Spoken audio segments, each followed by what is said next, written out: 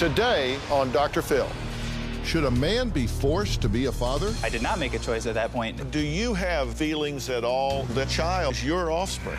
Now, he feels he's been tricked. We just say to the men, you need to pay. Stop with the excuses and start supporting your child. What are your rights as a woman for getting child support? The child is an innocent victim in all of this, not you. Stand by, Dr. Phil. Some say it's a hard life, but it's hard for us all.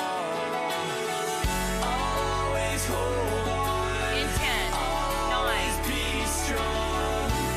Reach out for 5, 4, 3, 2.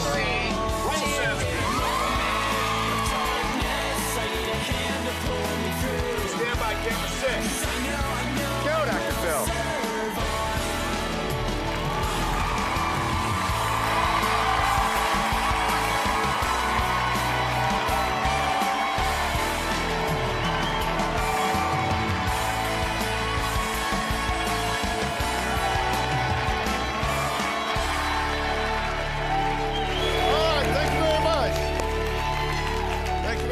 Thank you very much.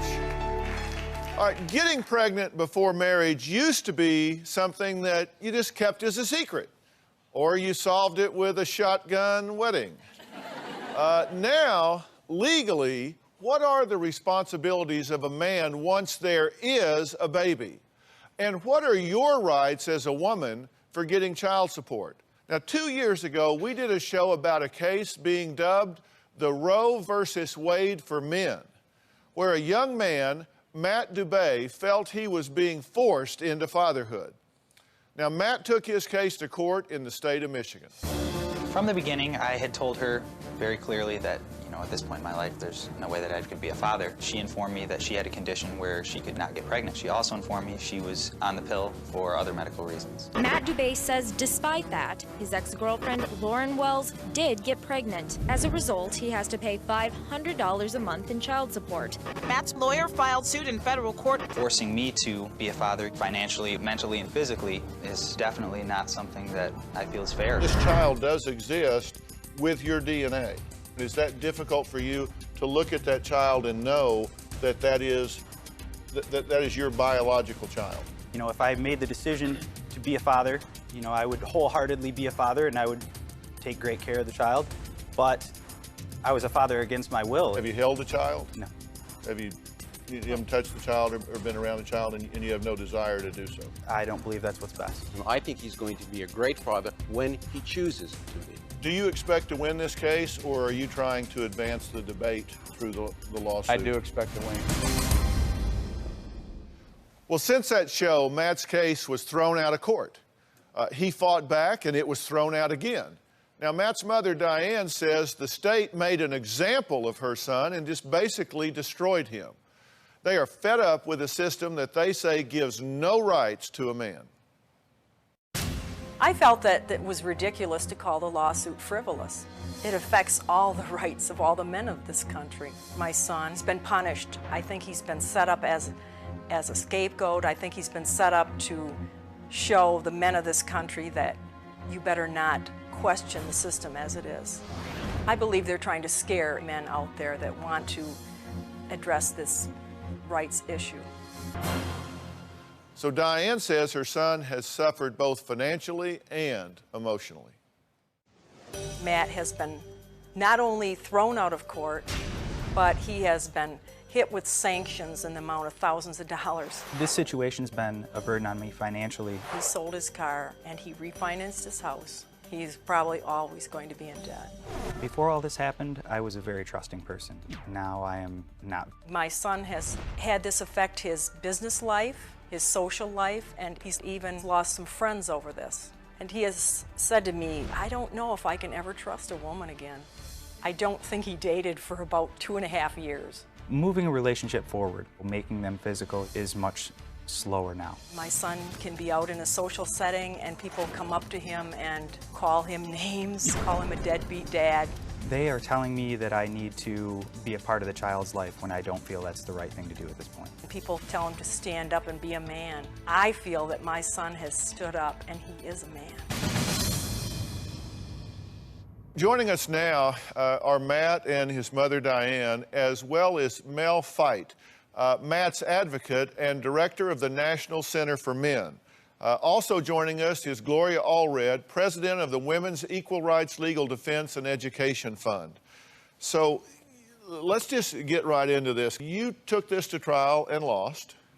Correct. It was actually thrown out. It never went to trial. It never went. You got thrown out before you even got to be heard. Exactly. Okay, but you went back for another bite at the apple. Correct. Okay, this time was it heard? No, it was not. Okay, thrown out again. Yes. Okay. Why do they keep throwing this out? It was thrown out because I think Matt was going to show tremendous inequality in how child support was collected. The court didn't want to see it. They threw it out, and then they punished him. They made him pay all the legal fees connected with the trial. I think it was a message sent to any man, don't even try it. The judge acted shamefully. He acted more like a thug than a jurist by throwing his case out and then making him pay all the costs. Okay, you have fathered a child, biologically. No, technically. I have not made the choice You to impregnated be a woman. father. Yes. Okay, and you say that you didn't mean to. No, I mean, there was discussion. I never made the choice. We had discussions, and I informed her that I was not ready to be a father. I think if a man and woman together make a choice to have a sexual relationship for the purpose of intimacy and not procreation, as long as that choice is made together as a couple, then the choice belongs to both of them and not just to her. Even in the event of a contraceptive failure, that choice belongs to both of them and not just to her, because sexual choices made as a couple belong to the couple. That's what it means to have consensual sex. You say that the decision belongs to both of them, and you say you didn't have a choice in this, Correct. right? Correct. But you made your choice when you got in bed and had sex. I mean, you made a choice at that point, right? I did not make a choice at that point. I explained to her that I was not ready to be a father, and we both agreed that we would not be parents at that point. She informed me. Your best protection then is to not have sex with this woman. Yeah, but they said that about women too. They said if you don't want to be a mother, don't have sex. The society has repudiated this argument. The society says to women, you are entitled to have a private, intimate life while at the same time choosing not to be a parent, even in the event of a contraceptive failure. What Matt knows now is what every man should know. When he closes the door of the bedroom and thinks he's alone with his sweetheart, not true. In that bedroom with him, every time he makes love with his woman, there's looking over his shoulder, taking notes, ready to spring into action is the Attorney General of the state where he lives. The only person who had any rights in that bedroom was the woman in his case. He had no choice, no rights. Gloria, what do you say about this? Well, Matt, you are a father. That's 100% clear. And there's a beautiful little baby in existence. You need to take full responsibility for that baby, because it's either you, that's important, it's either you or the taxpayer along with the mother. And as between you and the taxpayer, if she has to go on welfare, frankly, I think you're the one who should be supporting your child.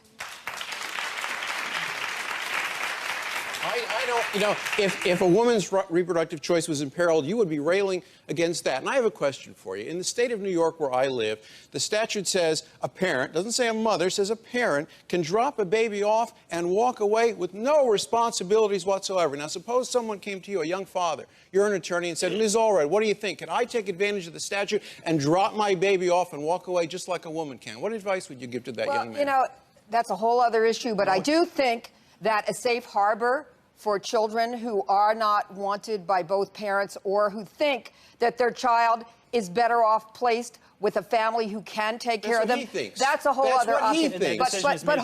But hold on. The point is, this mother is keeping this child, and you have a responsibility for this child. Instead of you're going to court, paying lawyers, having to pay sanctions to the court, which is in a sense a fine. Why don't you use that money to support your child? Why don't you get involved with the life of your child? He is supporting his child. Visit that child, because the child is an innocent victim in all of this, not you. We never say to a woman, you must be a mother. Doesn't matter if you're tricked, doesn't matter how it came about, your rights don't matter. We never say that to a mother. We just say to the men, you need to pay. My son acted responsibly when he had an intimate relationship with this woman.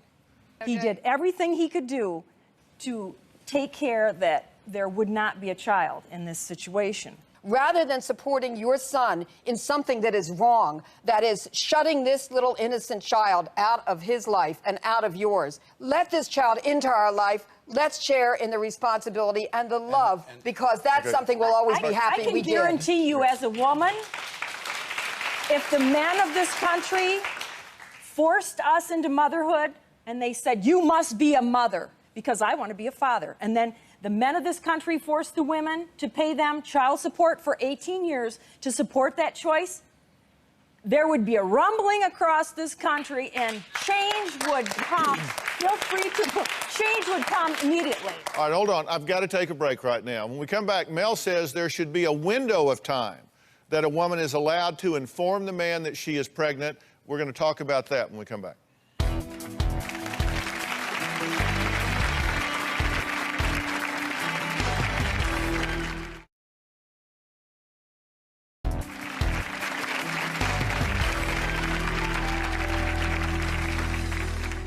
After all he went through, to be humiliated by the judges and punished for bringing a lawsuit in this country, it's amazing to me. We do not have equal justice under the law. You may remember the case being called Roe versus Wade for men, with a young man, Matt, who says he didn't have a say in whether or not he became a father. And so he took on a legal system that he claims gives all the choice to women. Now, Matt and his mother, Diane, are here, as well as Mel Fight from the National Center for Men's Rights, and Gloria Allred, who goes to court on behalf of many women and their rights and their cases. Now, look, is there a point when two people, a man and a woman, have consensual sex? Once you cross that threshold, aren't you making a conscious assumption of certain risk? Don't you forego certain options because you've now completed the act? Yeah, but let's be clear. The price of intimacy should not be giving up reproductive choice. And that's what Roe versus Wade stood for. A woman has options.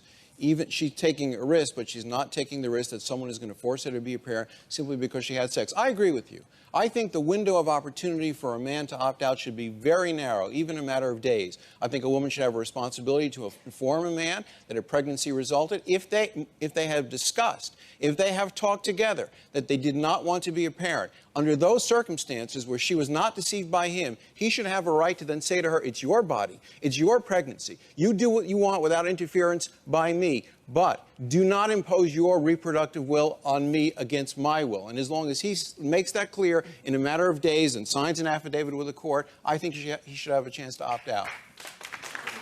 All right, so if she wanted to terminate the pregnancy, would he have the right to say no? I believe in reproductive choice for women. I think a woman should have a right to control her body and her life without interference from a man. I'm an advocate for reproductive choice, not men's rights. I think Gloria is an advocate for women's rights and not reproductive rights. What do you say? Well, Dr. Phil, first of all, there's no 100% safe and effective birth control. So that even if both parties were using birth control, it is possible that the woman is going to become pregnant. Once she does become pregnant, she has a right to take that pregnancy to term or to terminate that pregnancy during a certain period of time. Once she takes that pregnancy to term and delivers the baby, then the baby's in existence. Someone is going to need to take care of that child. And that's what this is Why really not an all adoptive about. family? Who is going to support the child? We have millions of mothers in this country, Dr. Phil, who are on welfare, aid to families with dependent children. And they're there because fathers are giving countless excuses about why they can't or shouldn't support their babies. If I had $1 for every excuse they give, the mothers of this country would be rich. It's time to go away and stop with the excuses and start supporting your child. You and I, they need it. You and I have an opportunity here, which I think is going to be squandered. We could say, as a men's advocate, as a women's rights lawyer, that the concept of reproductive choice, that you shouldn't be forced to be a parent simply because you have sex, is a fundamental human right deserving of perpetual constitutional protection. You can join me in that and raise this right to a level of a human right. Will you do that? What about the baby's choice, Mel? The baby's choice to come into the world. The baby is here. Wait, the baby needs food, clothing, shelter, transportation, medical, and lots of other things. Who is going to provide that? It takes two parents, and that's what Matt and Diane should be doing. Right now, there's some 2 million couples and individuals who are desperate to adopt. I think an adoptive solution is better than forcing someone into parenthood. But the child in this case, the child, people to place a child for adoption. The child in this case is going to be brought into a world where there's a lot of inequality between men and women, and resentment and divorce and heartache. I'm trying to create a world of greater equality. I think that's in the best interest of all children. It's not about them anymore. It's about this baby. Tell us again how long it was after conception that you found out about the child. Very shortly thereafter, within a matter of weeks, I guess. Okay, so this would perhaps have been within a window that you would espouse. And I would give him a very limited time, because I want her to know his choice before she acts on her choice. So within a matter of some weeks, and then that's it. Okay, so, and at that point, you certainly said, I don't want to do this. I was very clear. Do you have any feelings at all about the fact that you have a child in this world, whether you wanted it or not, whether it's fair or not, whether the Attorney General was in there making notes while you were doing this, whatever was going on, do you have any thoughts or feelings that you have a child in this world that is your offspring? Very similar to any parent who's given their child up for adoption. I hope the best for the child. I hope everything turns up great. Those are my feelings. I think one day at the end of your life, if you reflect, you're going to say, I wish I had done better for my child. It is because not my good child for society. We've got to take a break. I'm going to add to this conversation. So I'm going to introduce you next to a couple who thought they had the ideal family life. Then a shock that turned that image upside down as a husband is ordered to get a DNA test for a baby that he never knew existed. We'll be right back.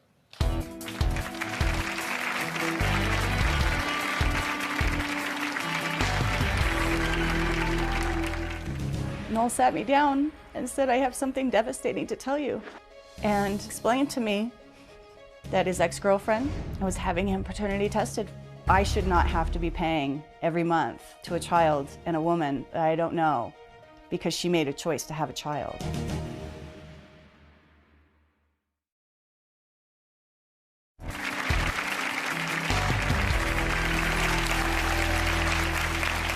Nicole says she thought they had created an ideal family life, happily married with 2 children of their own. Then an ex-girlfriend of her husband, Noel, came into their perfect picture world and asked for a DNA test. I was down surfing in El Segundo. My car broke down. I knew that she lived real close to there. She came and helped me out with my problem, and I ended up sleeping with her. It was just a chance encounter, a 5-minute deal. She told me that she was taking her birth control and there's no way that she could get pregnant. 2 years later, I was notified by the court that I was to be genetically tested for the probability that I was the father. I had already started a life with my wife and I had already had children. Noel sat me down and said, I have something devastating to tell you. And through tears, explained to me that his ex-girlfriend was having him paternity tested. Noel really felt blindsided, and he felt trapped. I think I was wrong. I think I got screwed. I was overwhelmingly shocked. Noel and I could not believe this was happening to us. I was given no choice. I was given no voice. I just don't get it. Well, the results of the DNA test were positive. Noel is the father of this now 2-year-old child. The court ordered him to pay child support, and both Noel and Nicole say this is incredibly unfair. Noel and I pay $350 a month in child support. My wife is so strong in her view that we had no choice. I should not have to be paying every month to a child and a woman that I don't know because she made a choice to have a child. The whole court and judicial system in its own is a game. I absolutely don't think that I should have to pay anything. If a woman chooses to have a child as a single mom, then she needs to be responsible for that choice. When the times get tough, that you don't go back and hold somebody else accountable for a choice that she made. How can anybody seriously look at that situation and not think that I was wronged? The thing that we fear most about this situation is that it won't ever end. Does she get to come back and ask for more support? Does she want college tuition? Does he need braces? Are we responsible for all the incidental things that come along as this child gets older? I lead my life right now not knowing where the future's going. This is a huge black cloud that just hangs over our heads constantly. You have sex this time, and then you don't hear anything for 2 years. 2 years. Okay. In which point I start a family, I make a choice, I have children, I get married for the first time in my life, the only time, and I establish my life by choice. Okay, but you do have a child in the world. I mean, this is your biological child. Absolutely. What is your responsibility to this child? Whether intended or otherwise, this is your offspring. Well, I mean, at this point, I choose not to participate in the child's life. We pay our monthly support and we do our thing. And I don't know, as you talk to Matt, I don't know if that's right. You know, I don't know how I'm going to feel down the road. She makes good points. Mel makes good points. Okay, but I'm glad they make good points. That's why I ask them here, because they're good point makers. But my question is to you, just man to man, do you feel any sense of responsibility to this child? Do you want to know this child? Do you, however the child came to be, this is part of you? At this point, I choose not to. I had made a choice to get married and have children, and I'm leading my own life. And in the meantime, while I've done that, 2 years later down the road, I'm now notified that I'm a father without any choice or a voice. So I don't know at this point. I mean, life has been really complicated over the last 4 or 5 years. I suspect. And at this point, how much of this is influenced by your wife? Because you're very adamant about this. You resent having to pay this money. Absolutely. You resent having him have to be even financially involved with this child, right? I resent that our perfect circle that we created by choice. We chose to be married, we chose to have 2 children, we chose to buy a house, everything we chose was a conscious choice. And we created something very valuable, and that this incident, this woman who made her choices, has come in and crumbled our foundation. Noel has, in my mind, 2 children. I do not believe that DNA is the measure of fatherhood any more than if he had become a sperm donor and there was another child running around the world with his DNA. And you know how I know that? Because it's gone to court. And when fathers who find that maybe a child that they thought was theirs wasn't, and they seek to be absolved of child support because there's no DNA connection, courts always say DNA is not the measure of fatherhood. He's a sperm donor with this other child. He has 2 children, not 3. You should not be punishing the child. You are punishing the child because the child's in existence. Yes, the child, don't shake your head no at me, because the child is being punished by not having the love and the support of the child's father. We have 2 children that get all the love that we need. We did not choose this woman's But she's not talking about what you need, she's talking about what the child needs. All right, we have to take a break. When we come back, we're going to find out what the other woman has to say about Noel.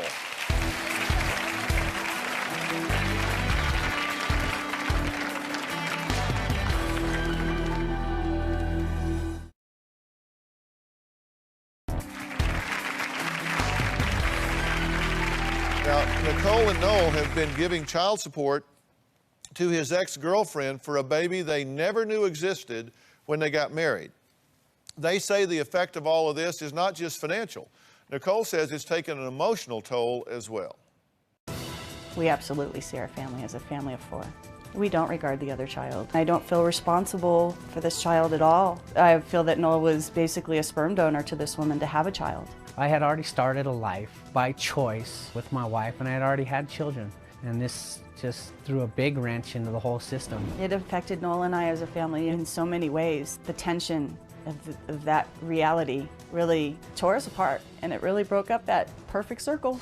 The conscious choices that we made and the effort that we have put into creating this world that we live has been shaken by the choice of another woman, when we have to tell our children that they have a half brother out there. And that's the part that is really shattering. It's going to just really devastate their world. Now, I want to say that we invited the mother of the child to be here, and she accepted at first and then changed her mind. This is what her response to us was. Quote, unless I get paid at least $5,000, I'm not willing to put my life out there. Now, just for the record, we do not pay our guests to appear on the show at all. Here's more of what she wrote. This is based on Noel's ego-driven need to put on Front Street. Well, and I just want to go back to the fact that she never wanted Noel to have any participation with this child in the first place. She simply wanted the cash, and she made that very clear. She is still enforcing her rights as a woman. And again, you know, you're saying this child has a right. Well, you've now bypassed the rights of a man to make any choices of his own. Well, actually, a woman it's not has true complete because rights. he does have the right to visit the child. But whose rights are more important He has at this that point? right, and he can enforce that right. He doesn't have a duty, and I wish it were a legal duty. I'm That's sure you for do. the future. But he does have a right to visit the child, to participate in that child's life, and whether or not she wants him to, he could go to court and enforce that Suppose right. it could be proved that the woman in this case defrauded him and tricked him and set him up and it was all about money. Suppose he could prove that. Should there be any consequence to the woman for that fraud? Any at all? Mal, let me tell you something. What's the I'm answer? asking a Most question. of us, I'm asking most you a of us question. in the studio and watching the Dr. You're Phil not show answering my today, question. let me finish my sentence, please. Have a little courtesy. Most of us are the product of unplanned pregnancies. Now, that's just the reality Not my kids. of life. Well, you didn't and answer the some question. people are, and some people are not. Courts are not going to get into how a child came to be in existence. The court wants to protect the child and make sure that that child is supported and not left hungry on the street without shoes, And the result without is that clothing, the courts wind up without countenancing care. fraud That's and what we need to rewarding do. fraud, You and know, that shouldn't be the no, case. as a society, the public policy is correct. We need to protect children But we are because looking you for know what? protection You're an for adult. men. You can protect yourself, but that's a little baby, and that baby cannot protect. Okay, well, we're himself. talking about here- we're talking about fraud in the situation, or where someone clearly has made a conscious decision to not be a father to begin with. All right, next we're going to find out what happens if a woman wants to go after financial support, even if a man says he just donated his sperm. We'll be right back.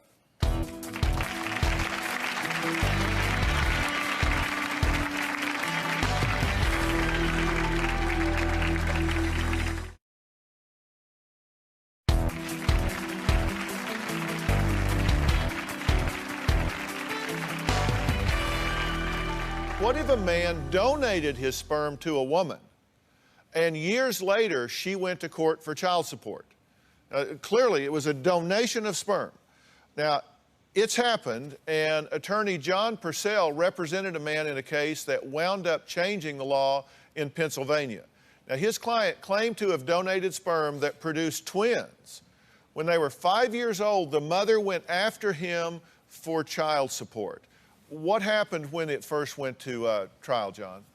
Well, when we first went to trial, we lost. It sort of assumed that in most cases, the anonymity of the father would be presumed and nobody would go after the father. But she knew who it was because he donated his sperm to what was at the time an ex-girlfriend. This actually went on for 5 years. So he paid child support for all that time. So we're talking about, what, $65,000, right? Yeah, roughly.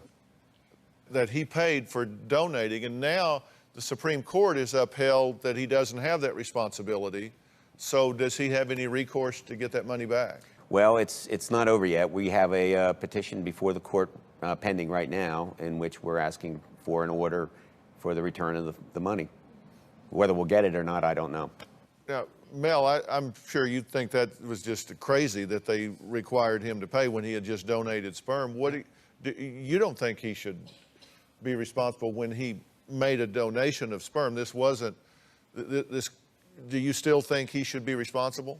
If a sperm donation is made through a licensed sperm bank, then it's clear that the sperm donor should not have to pay child support, because then it's clear that both parties know that the sperm donor is not going to be responsible for the child. But if it's not through a sperm bank, through some other means, and they're going to have to check the law of their state first, because it may be that he is not a real sperm donor and may have to support the child. Broader solution here is to say that fatherhood, like motherhood, should be a matter of choice and should not be defined by DNA. That would solve this problem and other problems. The broader solution is to sit down and talk with your partner and know your partner before you get into bed with them. That's what you really should do, have an understanding of them. It's clearly a hot topic. I'm sure we're not through with it yet. All right, next we're going to talk to a TV star and radio personality who receives a phone call from the son he never knew. Find out how he first thought it was all a big scam. We'll be right back.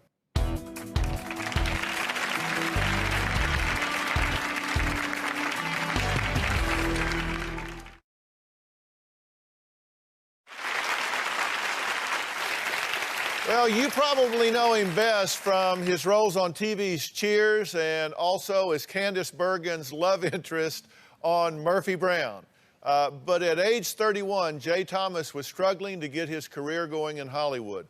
That's when an unplanned pregnancy really impacted his life. He and his girlfriend agonized over the choice, but decided to place the child for adoption. Little did Jay know, 18 years later, the son he never knew would track him down and ask to be part of his life. Please welcome two-time Emmy winner, Jay Thomas. Thank you. What did you think when you got that first phone call? It was from the bio Well, you mom, hear right? a voice you haven't heard in, almost 20 years or whatever, and so, okay, here we go.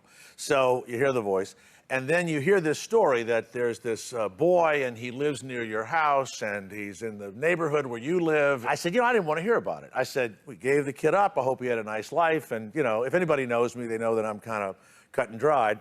And so then I said, I think it's a scam. This is a guy scamming me, right? Scamming you. So let's, So finally, we talk on the phone. And I said, look, you had a nice life? He goes, I had a great life. You love your parents? Great. I go, okay, good. I got no interest in you, And he says, well, I don't need anything from you. I said, okay, cool. So I said, look, why don't we, I said, I'd like to meet you, but I want to meet you in a public place in case you're crazy and you try to kill me or something like that. So he says, what do you do? I said, I don't want you to know what I do, okay? I'll meet you someplace like that. So she says to him, well, he's not like us. He's not like other people. And he thinks, well, he's like, in jail, or he's, I don't know what he is, clown or something. So finally, she says, he bugs her, and she says, well, he's an actor. And he, of course, had always wanted to be a musician. And he says, well, just tell me a show he's been on. And she says, well, he was on Cheers. And my son says, my dad is Ted Danson, I'm rich. I'm rich. She says, no, it's not Ted Danson. It's Jay Thomas. And there was a pause, I think. My picture had been all over LA on the radio. I'd been on every show. This kid had watched me his whole life and lived, and a 80-foot poster of mine was across the street from his apartment when I was in the radio in LA. And so now, I don't know that he's that happy that I'm his dad. He wasn't interested in me being his dad. So I said, I tell you what, I'm doing a show. Okay, you know who it is. I have a comedian friend of mine named Rodney Lee Conover who has gone to my vasectomy. He goes to all kind of horrifying things for me and with me. So I said, look, this kid who says he's my son is going to go to one of the shows. You sit next to him, and you come backstage later and tell me what you think. So I'm doing this comedy show, and he comes backstage, and he says, I'm sitting next to you 20 years ago. And then we met that night, and within 2 weeks, he was house sitting. He was with my family. I have 2 boys, and, it just worked out great for us. So let's meet Jay's son, JT. Yeah.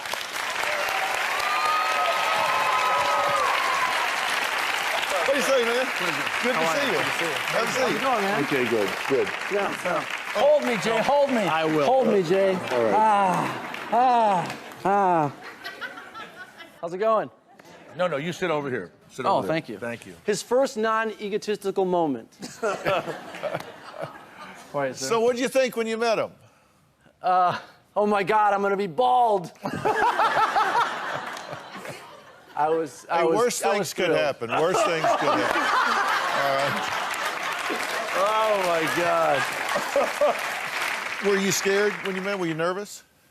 I was, but I was also, you know, kind of thrilled. I've always been very curious where I came from. I've had two, or still have, you know, two great parents. I was nervous what my parents would feel and my brother back at home. But yeah, it was very exciting, you know. And there were so many similarities between the two of you. I find it so odd or interesting that you're living in an apartment here and there's an 80-foot picture of your bio dad across the street and you don't know it's him, but you've seen it a million times. And it had the body of a woman, and it said, "We apologize for Jay Thomas," you know, and so it was very surreal. I was working at a CD store that Jay had come into.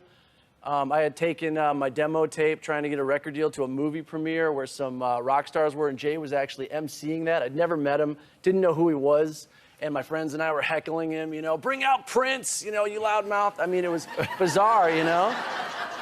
And these are all true stories, and but it's been pretty exciting. He has an amazing wife named Sally and two great kids named Jake and Sam. And so at this point, you're clearly glad that you got the phone call. Well, if he had been a nut, I wouldn't have hung around with him. Yeah. I mean, he's a nut, but you know, when he and I met, I mean, I have more in common with him than I do with my two boys now, who, they see me every day. They don't find me so silly and interesting at all. JT and I find each other very interesting. We also find each other very, we like ourselves too. So when I met him, I said, "Gee, it's fun to meet somebody who gets me." Finally, we started saying that I was... Sorry to interrupt, but he wasn't allowed to tell his kids who I was because, you know, his wife, who was great, is like, you know, say he's your cousin or their uncle, they're going to be all messed up, you know, so we, you know... No, my wife said, "Dr. Phil says you need to go to therapy." So I said, okay. She said, and they would want to know who's JT. They loved him, and I would just say he's my friend. It was 2-for-1 margarita night at the Red Robin one night. I was losing about $10,000 on a football game. I had 2 margaritas. My 8-year-old son sits down and I go, "Hey, you know JT? You know who he is?" "Who did?" "He's your brother." And he says, "When did Mom have him?" I said, all of a sudden, I was sorry I said it. I said, no, he didn't, your mom didn't have him. Another woman had him. And he says, "Where does she live?" I said, and then he said, "Are you going to give us away?" I said, "No." So I get him in the car, you know, and I said, "Look, you can't tell Mom because we're going to go to a therapist and we're going to talk, and the therapist is going to tell you, and you have to act surprised." So I give him candy and balloons and whatever he wants. So we get back to the house, and my wife's in the kitchen, and he just runs in and runs upstairs, and she goes, "How was it?" "Oh, you know, it's good, blah, blah, blah." The little one comes running down the stairs and says, Mom, you know JT? He's our brother." And I turned to my wife and I said, "We just saved $10,000 in therapy." Well, that is wrong on so many levels. I can't even begin to tell you. Yeah. That's a whole show. Exactly. That's a whole show. All right, we got to get out of here, but I thank you guys for coming. I wanted Party people Like a to Rock know... Star is his new song, which I hope he makes a lot of money and gives me some of it. I just wanted to show you an example that sometimes that phone call is a good thing. Jay Thomas, you can hear him on Sirius Satellite Radio. Tell me the name of the song again. "I'm Gonna Party Like a Rock Star" by JTX. We'll be right back. Thanks so much. It's fun. It was great.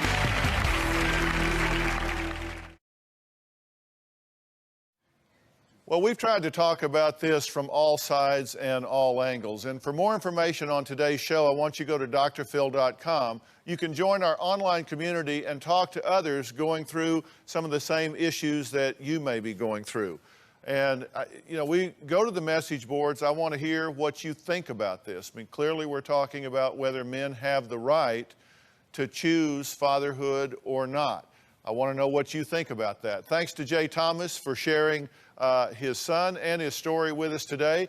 And you can dial Jay up digitally on Sirius Satellite Radio, so make sure to give him a listen. You will be entertained. So, JT, thanks for coming. I appreciate you being here, Jay. Thank you. Thanks to Attorney Gloria Allred, John Purcell, and Director of National Center for Men, Mel Fight.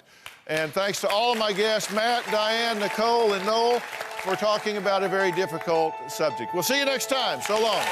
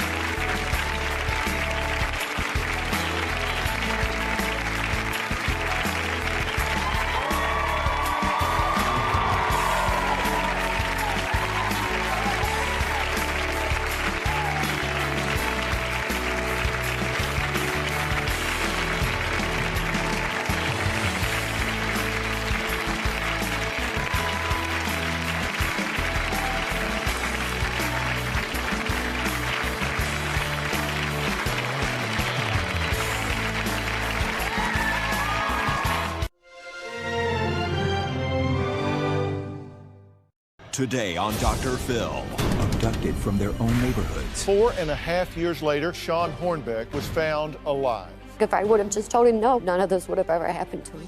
The top 5 things to keep your children safe. That was the deal with the devil. You spent 104 days in captivity.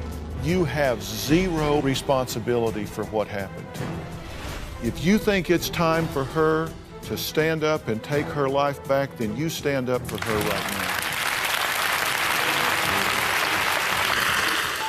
Stand by, Dr. Phil. Some say it's a hard life, but it's hard for us all. Always hold on. In 10, always 9, be strong. Reach out. 5, 4, 3, 2, 1. Stand by, camera 6. Go, Dr. Phil.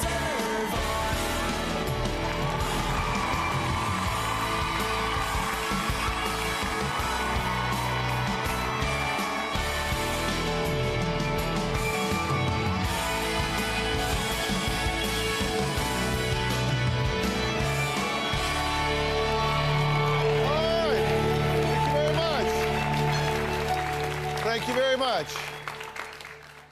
You see their pictures all the time, thousands of them. You see them on billboards, flyers in our mailboxes, at the grocery store, the post office, tacked up on telephone poles in neighborhoods. I'm talking about photos of missing children. And these disturbing reminders are everywhere. Family, friends, neighbors, relatives, even a child's own parent, any of these people could be your child's abductor.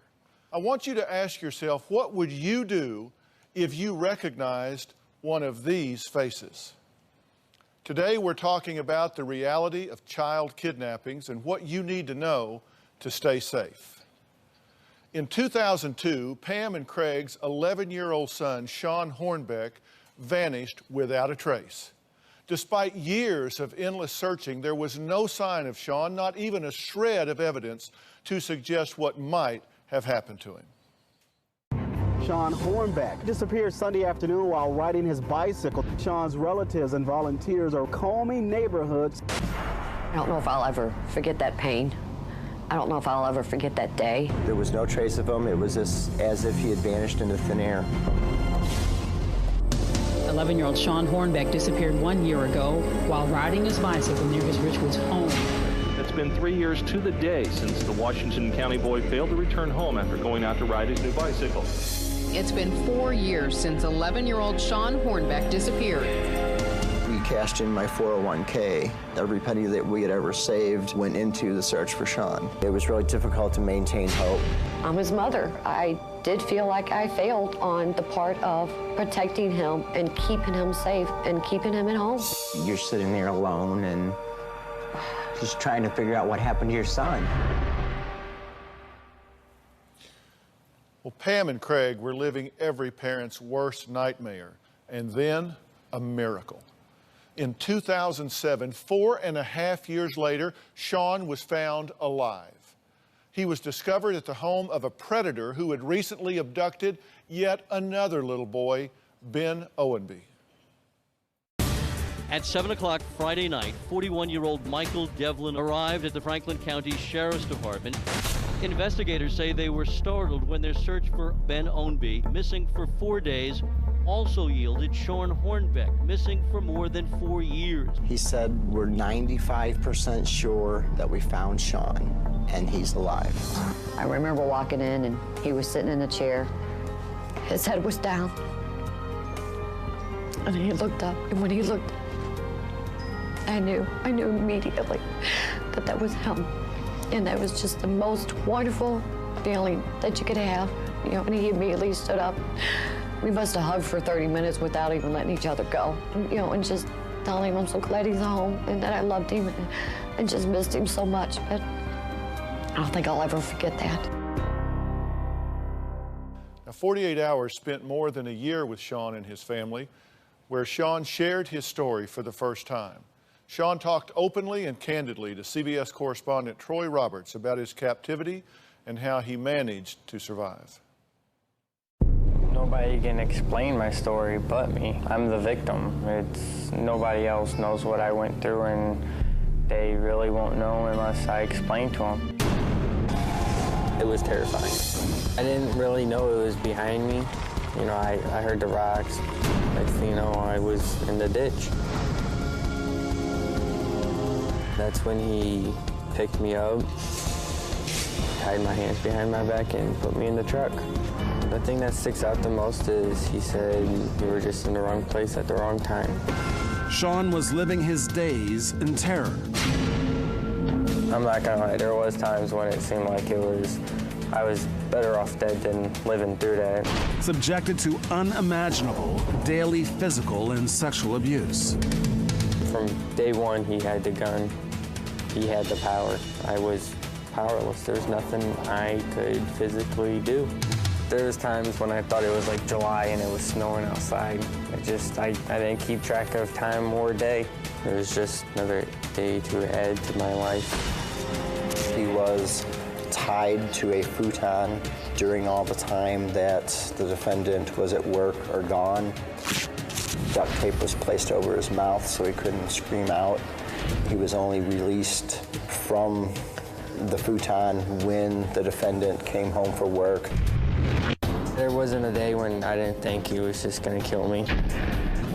Devlin agreed not to kill Sean, but in return, Sean was forced to make what his parents call a deal with the devil.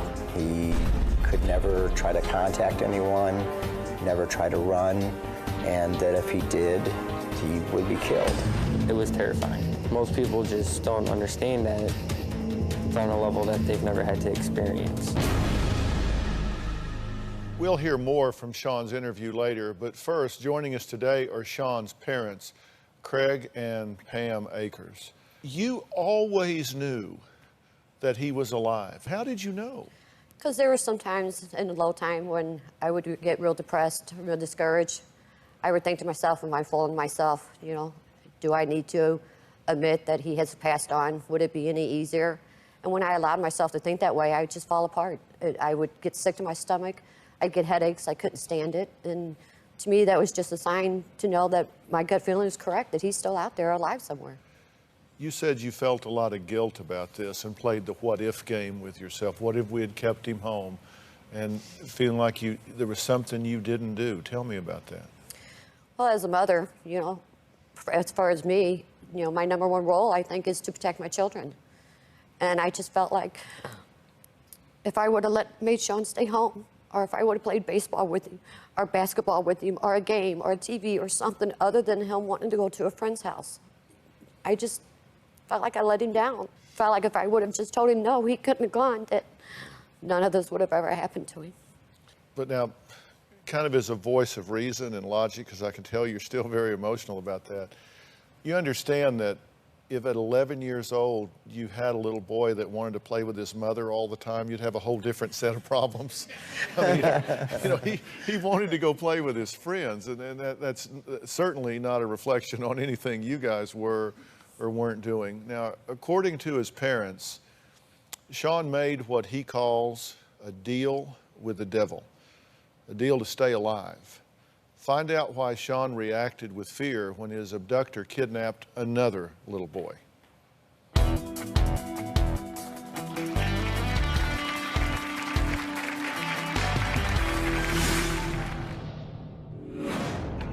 Nobody has the right to judge anybody.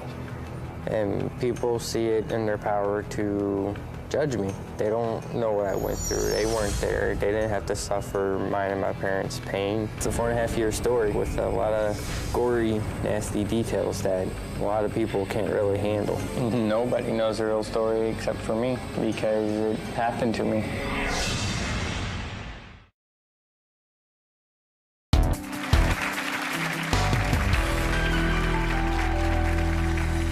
There wasn't a day when I didn't think he was just gonna kill me. There was some times when it wasn't looking so bright. But as bad as it had been for Sean, a new terrifying reality hit him when his captor decided to kidnap another boy. 13-year-old Ben Ownby disappeared on Monday. Did you believe that your days were numbered at that point? The days got slimmer because it's a replacement. When you get a new car, what do you do with the old one? You usually get rid of it, right? Well, today we're talking about the tragic reality of child abductions. Sean Hornbeck was 11 years old when he was taken by a stranger in 2002.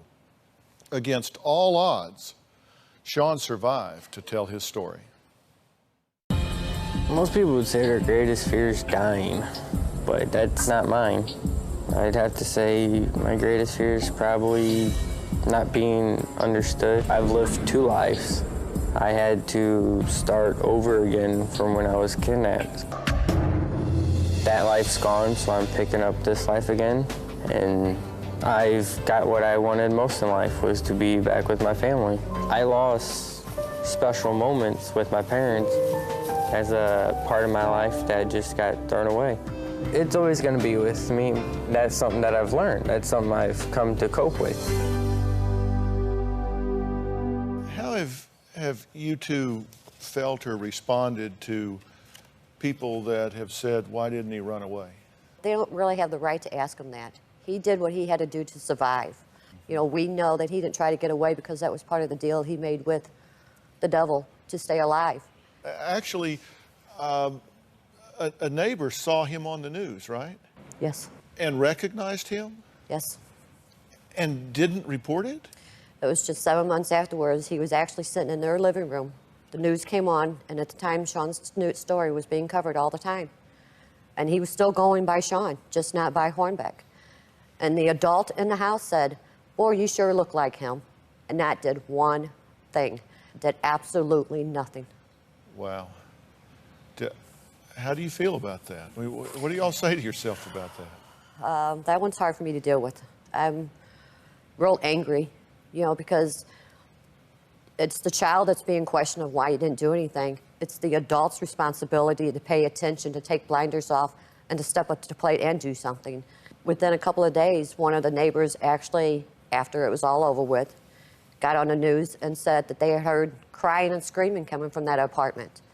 Well, even if it wasn't an abducted child, even if it would have been that person's child, is it okay to hear all these things and not report maybe that there's some abuse of some sort going on? You know? He has opened up to you and talked about the details of what happened. How hard was that to hear? For me, it was very hard. It was like my worst nightmare was coming true. You know, even though I knew he was alive, I was always hoping that maybe it was a loving family that took him, somebody that really wanted a child that possibly couldn't have a child, that was treating him good. And then when he told us the horrible things that he had to endure and had to go through, it just ripped my heart apart again. Are you glad he told you, though? Oh, yeah. I think he feels a little bit better. There's still some things he said he has not told us about, but when he gets comfortable or feels that he wants to share that with us, he will. How do you feel the folding back in, the adjustment is going at this point? Because for all of us that see Sean in the interview and all, he seems to be just really settled and centered and kind of like, you know, why are y'all making such a big deal? I'm back. You know, he just seems to be handling it very well. Yeah, and that's really another amazing part of this whole amazing story. You know, the story from the very beginning has just been amazing. And the way that he has been able to deal with it and cope with it and adjust has just been phenomenal. And, you know, we haven't seen any of the symptoms that you would expect to see in this type of a situation. It's almost too good sometimes. But right now, he's doing well. And it may seem too good to be true, but right now it's true. Yeah. And we'll take right now, right? That's Because right. there were a lot of moments when you'd have taken right now under any circumstance. Yeah, we take one day at a time.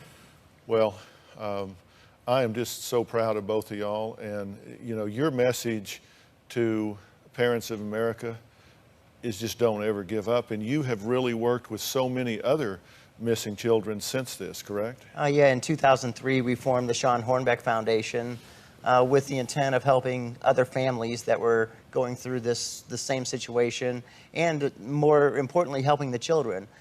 We've been involved in over 50 missing child cases. We've had positive resolution of several of those, and it's really inspiring. It really is. Well, if I can, I want to put a link up to this foundation. It takes time, it takes money, it takes your involvement. And they want all of that. They want your time, they want money, they want your involvement, your volunteer efforts, and that sort of thing. So thank you for doing that, and God bless you both. All right, coming up, a child vanishes for more than 3 months and is miraculously returned home. But her mother says she's just simply not the same. Very different reaction than what they have gotten from Sean. Also, we're going to talk about the top 5 things your children need to know in order to help keep themselves safe.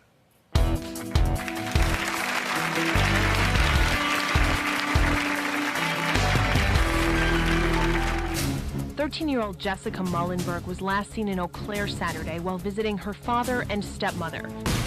I was a prisoner in that room for 3.5 months. The abuse, physically, emotionally, psychologically, was almost every day. Thought it would get easier, but it just got worse.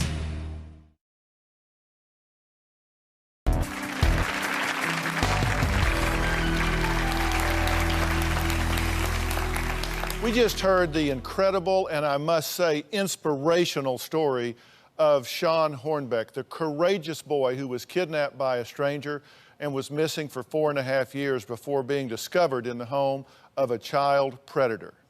Doesn't it feel good to win one? To really have a great outcome? Now, our next guest, Jessica, knows all too well what it's like to survive abduction. Jessica was only 13 years old when she was taken by a neighbor. She was held captive, brainwashed, raped, and tortured for over 3 months. 13-year-old Jessica Mullenberg was last seen in Eau Claire Saturday while visiting her father and stepmother. I couldn't scream for help. I was a prisoner in that room for 3.5 months. The abuse, physically, emotionally, psychologically, was almost every day. He would start making me watch pornography, and whatever the girls were doing in the video, he would make me do. It was just gross and sick. The sexual abuse would get rougher.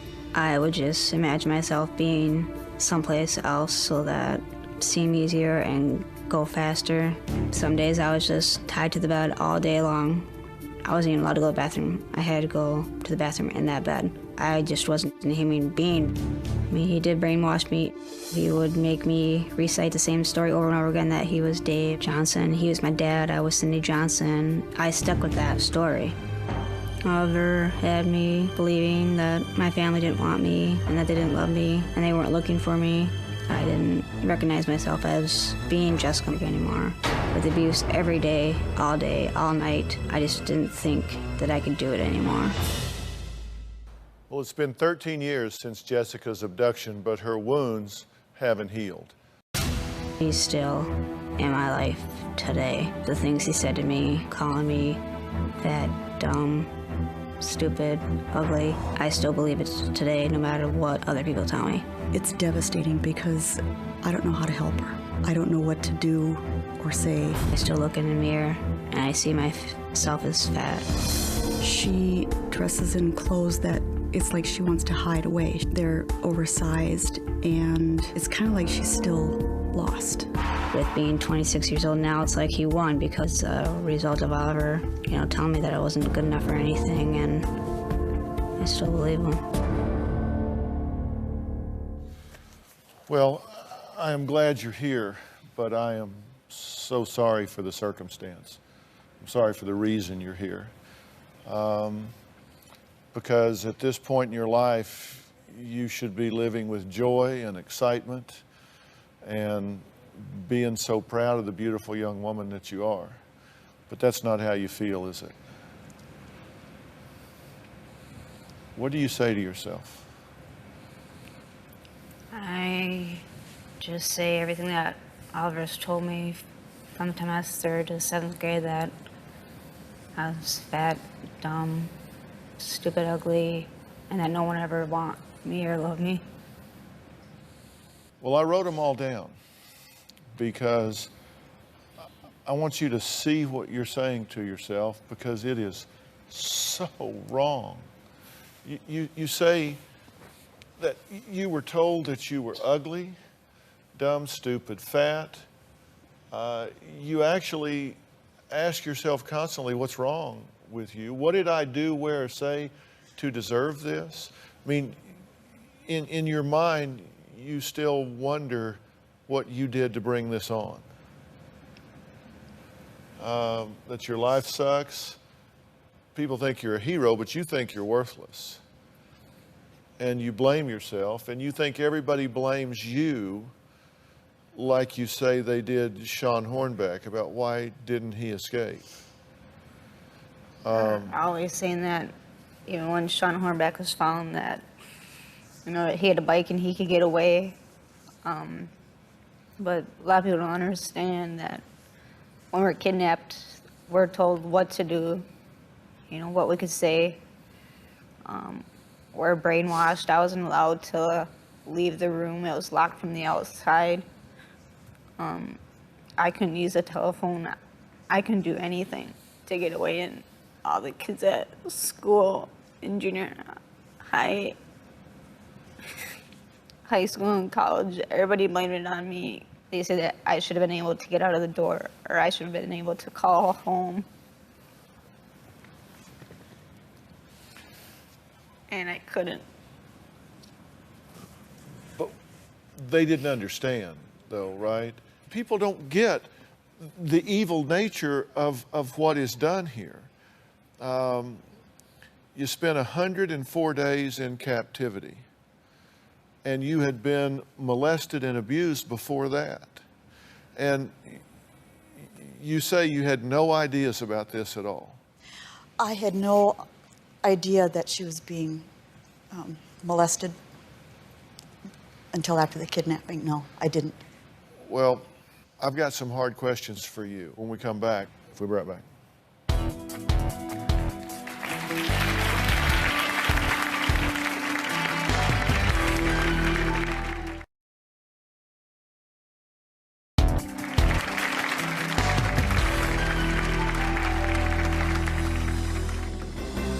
Convicted of a crime against a child, Stephen Oliver says he expects to be killed in prison.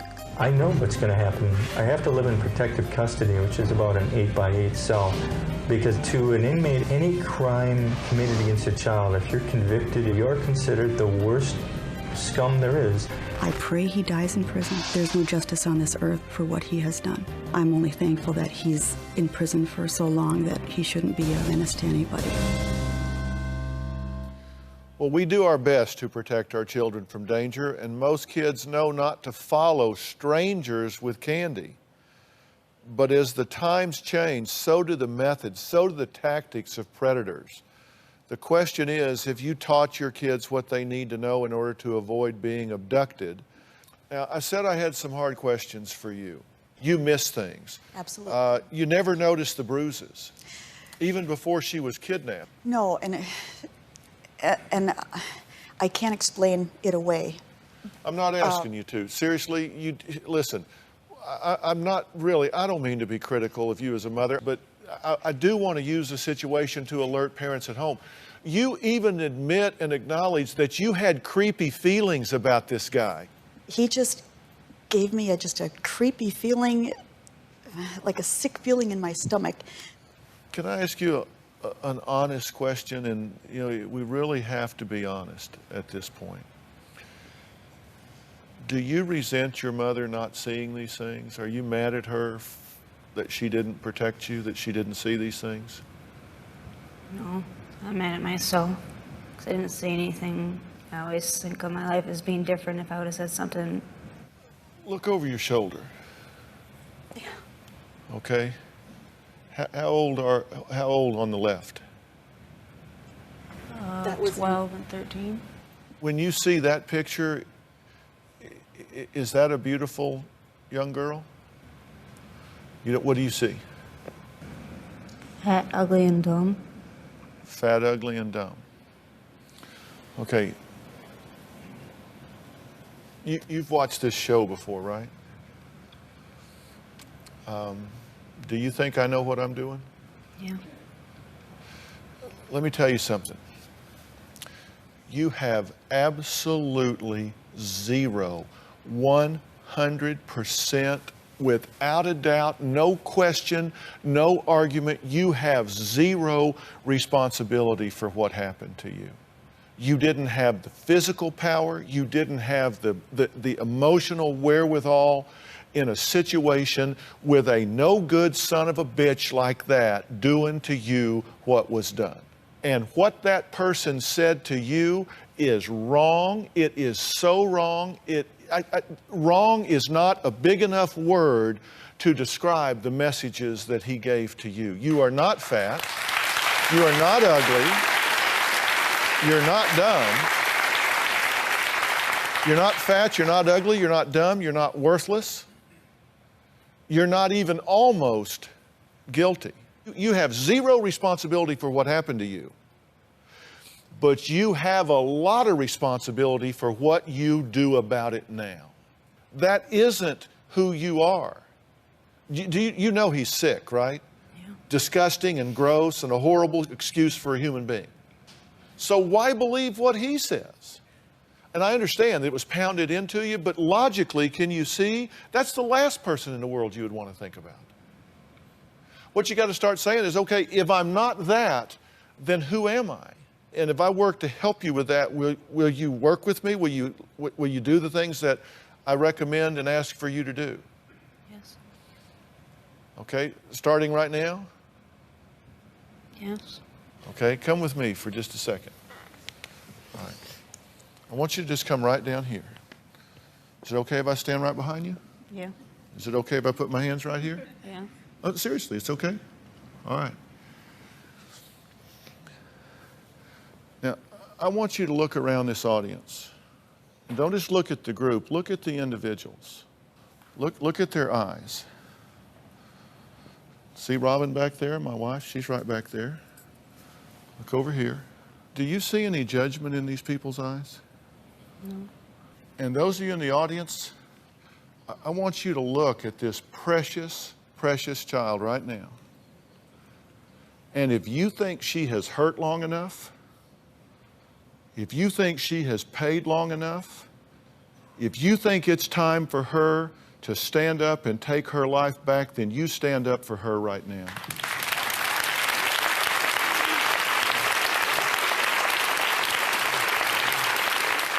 Come on, let her know how you feel.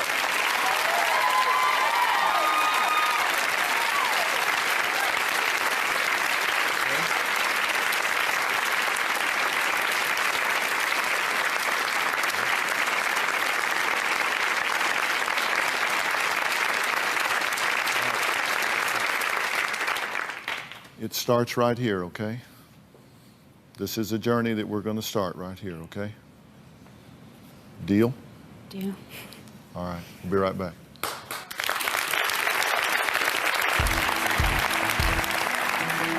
Got a lot of work for you to do. I'm going to help you do it, okay? All right? I just have to tell you, I am so proud of what you did in this movie and the awareness this brings up. What school do you go to? St. Andrews. St. Andrews. I went to St. Andrews over on Hoover. Well, come on, I'll give you a ride. It was tough because it hit pretty close to home.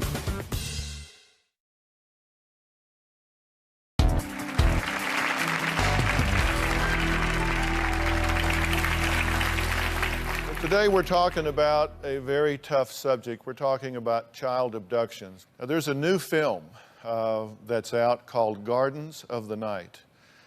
Now, Tom Arnold, who is a friend of mine, plays a pedophile who targets an 8-year-old girl in this movie.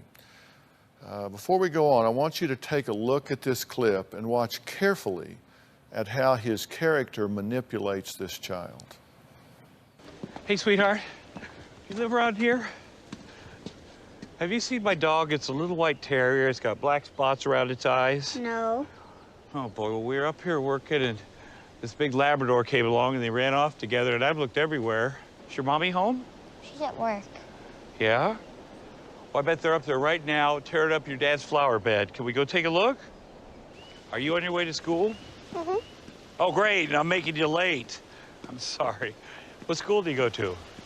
St. Andrews. St. Andrews. I went to St. Andrews over on Hoover. Well, come on, I'll give you a ride. Come on in. We'll get there lickety-split. Come on. Please welcome Tom Arnold.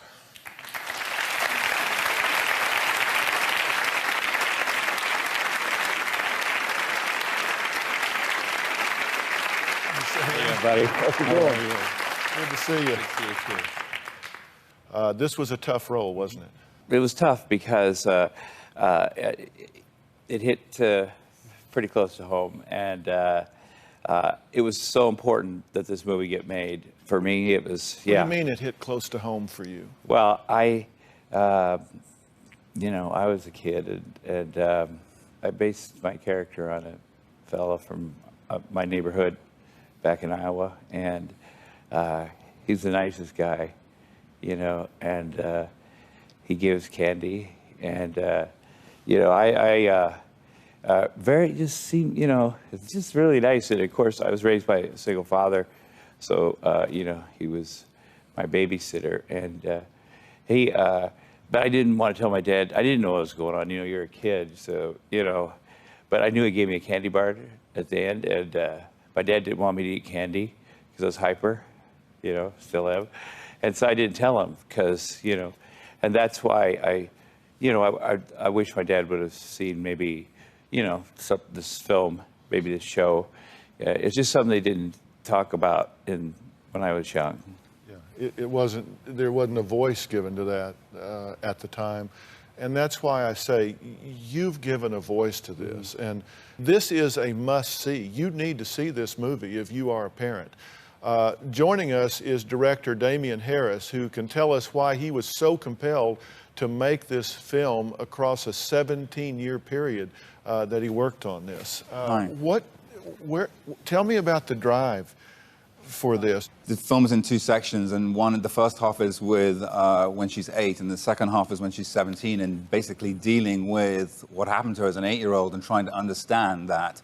And I think that's such an important part, and the most important part of the process is how you actually end up dealing with the trauma that, as you said earlier, you have nothing to do with. You're completely a victim. This was tough to film. You didn't even tell people what you were working on. No, it brought back some memories that I remembered.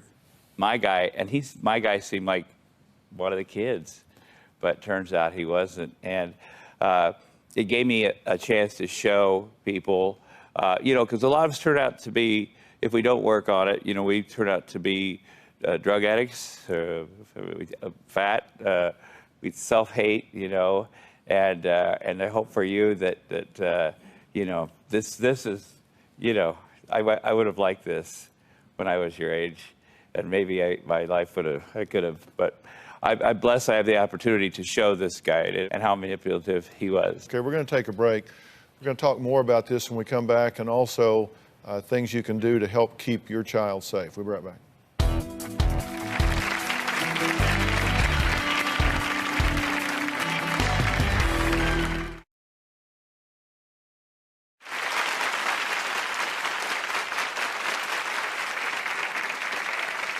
Do you pay attention to the photos of missing kids? There are over 54,000 kids missing in the United States, and today we're talking about child abduction.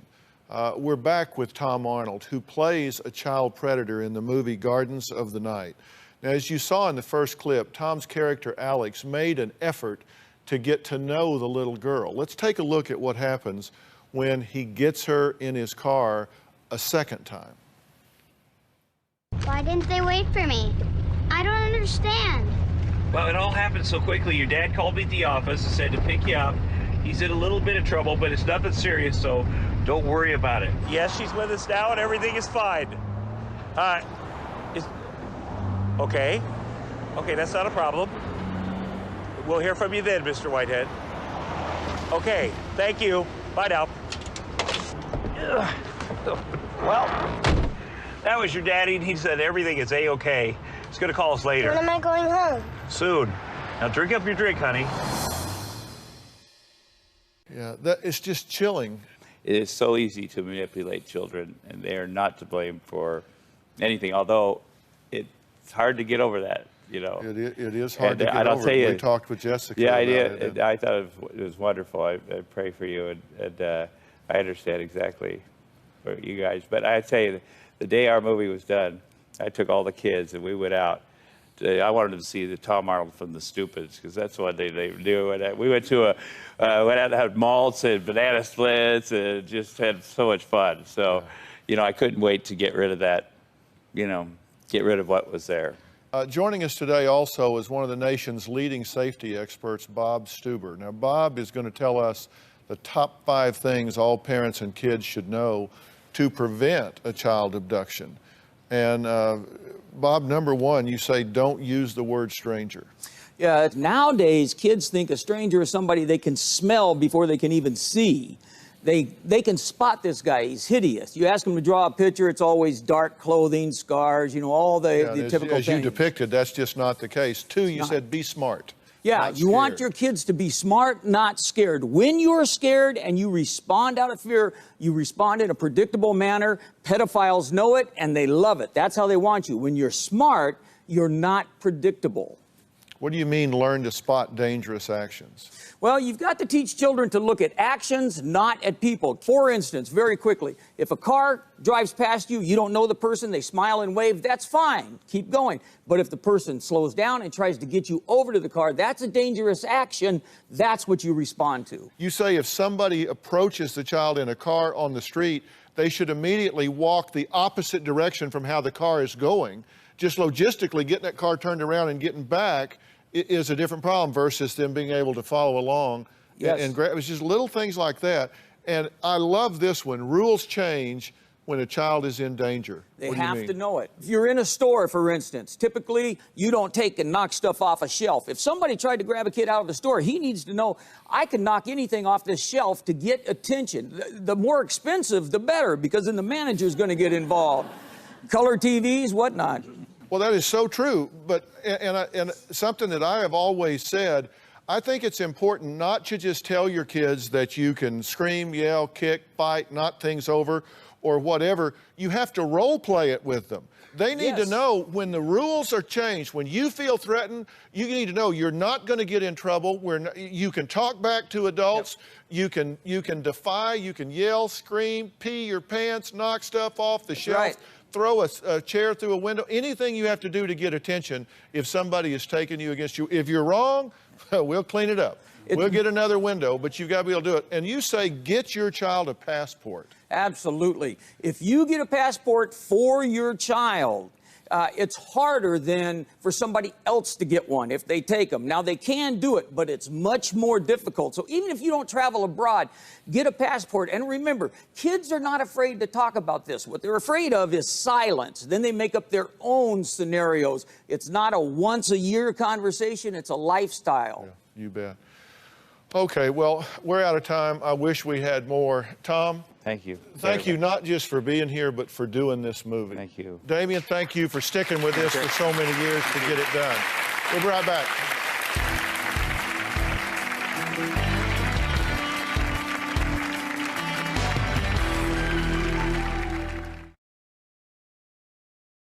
If you need to report a missing child, the number for the National Center for Missing and Exploited Children is 1-800-THE-LOST. 1-800-THE-LOST. And listen, pay attention. I mean, look at what you see, listen to the news when a child is missing. You never expect to be the one that sees them, but it just could be you. And if you're wrong, no problem. Pick up the phone. We would rather have a lead that doesn't work out than fail to get one that does. So please pick up the phone if you think there's something you've seen that can help a lost child. I'd just like to thank Pam and Craig Akers and 48 Hours for their compelling interviews that they allowed us to use today. Jessica, Monica, thank you for having the courage to be here and share your story. As soon as you walk off the stage, we're going to be talking with you back here about making some resources available to you to start implementing some of the things that I talked about today, like cleaning up what you say to yourself and shaking off that history. And I want there to be a day in the future when you walk back out here feeling a whole lot different about who you are, okay? All right. Bob Stuber, thank you so much for being here and talking about those most important tips, and I'm going to have more of your information on our website. Again, Tom, you and Damien, thank you guys so much, not just for being here, but for doing this movie. This is an important movie that y'all have done. Their film, Gardens of the Night, opens nationwide this November. Thanks for being here, everybody. So long.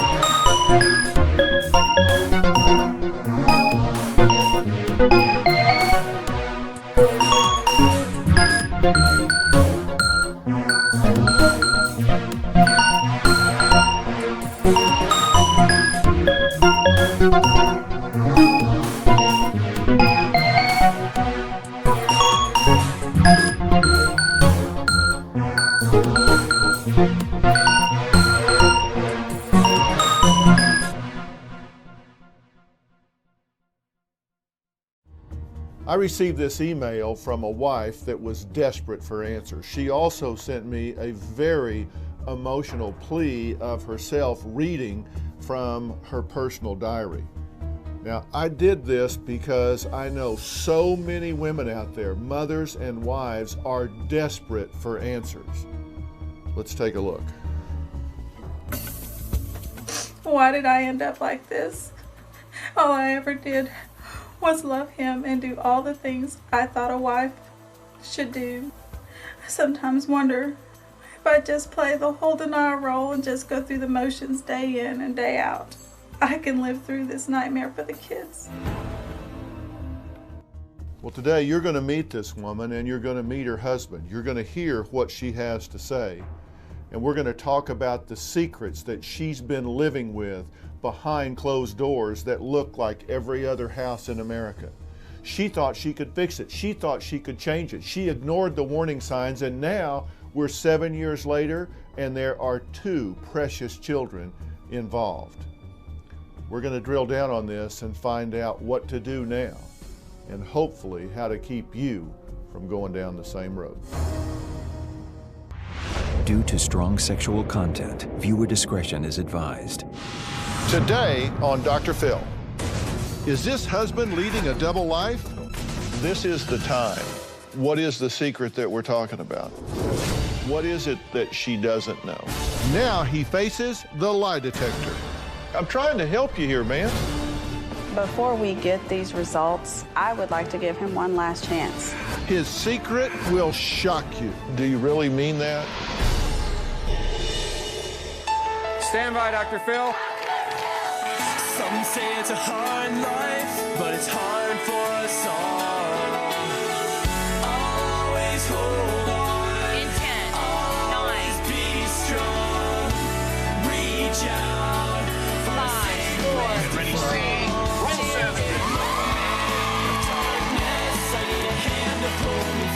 Stand by, camera 6. Go, Dr. Phil.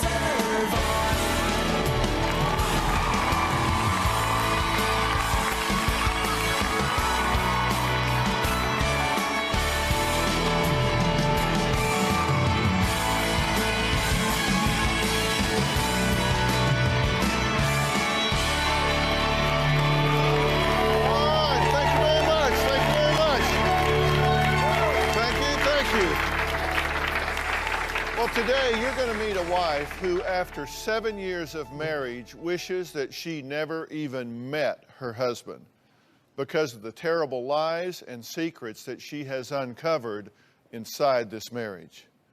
But here's the most shocking part. She knew something was off before she married him, and she walked down the aisle anyway. So women, if you have ever seen those warning signs, if you see things that just you know aren't right, don't think it's just going to get better when you get married. If the writing is on the wall, you need to acknowledge that it is before it's too late. Now, Elaine and Michael appear to be your typical all-American married couple. 2 kids, a nice home, good jobs, and they just fell head over heels for each other from the moment they met. But even though Elaine had concerns before she married Michael, she says she was shocked, repulsed, and disgusted when she uncovered his double life. Now, Michael says he knew he had a problem, but he thought he could keep it a secret from his wife.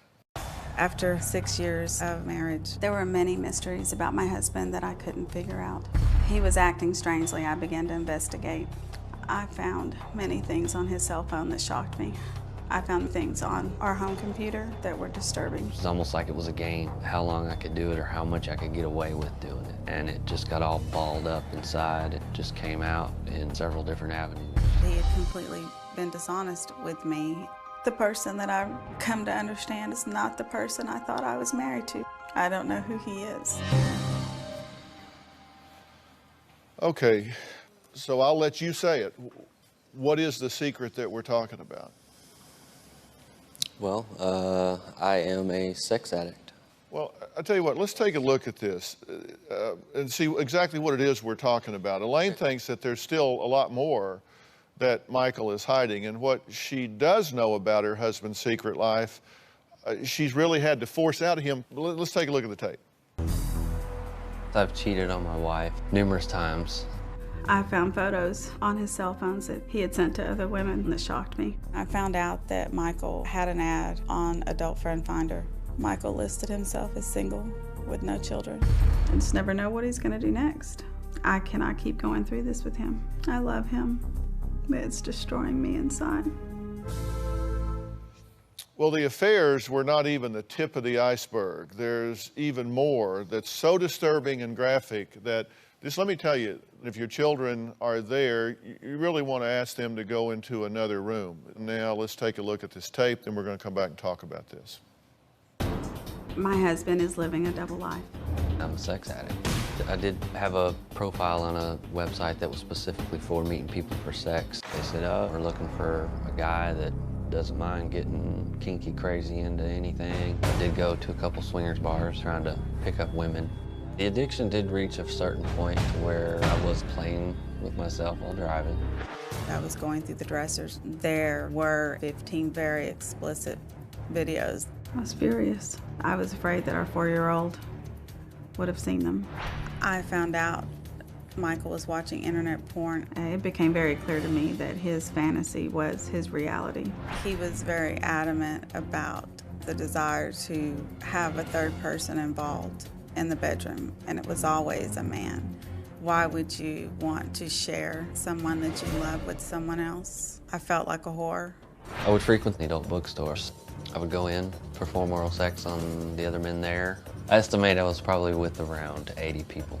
I've seen guys in some very expensive suits going into places to do some very disgusting things. Things progressed to that point to where the magazines weren't doing it, the videos weren't doing it, the adult bookstores weren't doing it. I wanted to meet someone to just have sex. It did seem like I had a Jekyll Hyde personality. My addict would almost do anything to get what he needed. And if you stood in his way, I would have a lot of anger. After doing what I would do, I could come home and pick my kids up, give them a hug, play with them, help fix dinner, like a polite, respectful person. Never in my wildest dreams did I think that Michael would cheat on me. I'm white-knuckling, trying to control myself. It did get out of control to where I'm facing legal repercussions for actions that I did. I wish that I had never met him. Okay, but you're in this now and you saw signs of this ahead of time, right? Yeah. What did you say to yourself about that? I made excuses. I justified it. He said he was young. He was experimenting, trying to find himself. I believed him. Okay, you say that you go to adult bookstores and you go how often? Daily? Sometimes 2 or 3 times a day. You've had sexual interactions there with 80 men? Best guesstimate. So, and this has been unprotected, right? Yes. And then you've gone home and had sex with your wife? Yes. How long have you known about that? February of '08, this year, is when I found that out. Okay, so you're telling me he's been going to these bookstores every day, sometimes 2, 3, 4 times a day for the last 5, 6 years, and you didn't have any clue? I had no idea, Dr. You had Phil. no idea whatsoever? None whatsoever. You also expose yourself on the freeway? Yes. You go to these sexually explicit chat rooms, you talk to women there, you've met some of them in real life, right? Yes. Okay, so when did you find out about this?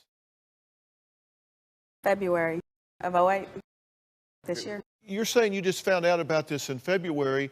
You knew things about this before you even got married, right? Yes. You knew he had an ad on a bisexual chat line. He told you that he wanted to be intimate with other men. He wanted you to indulge in his fantasies verbally while he was there. He wanted you to watch porn. He had porn. It was all over the place.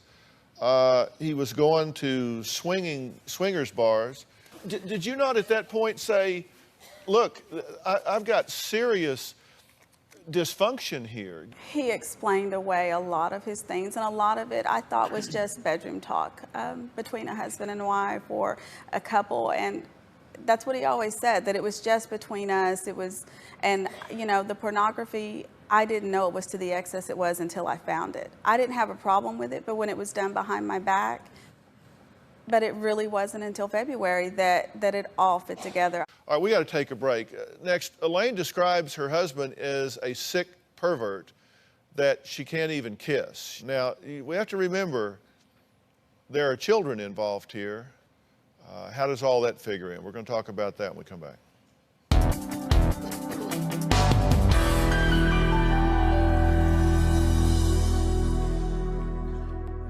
Michael has told thousands of lies. The only time he tells me the truth is when he's backed into a corner.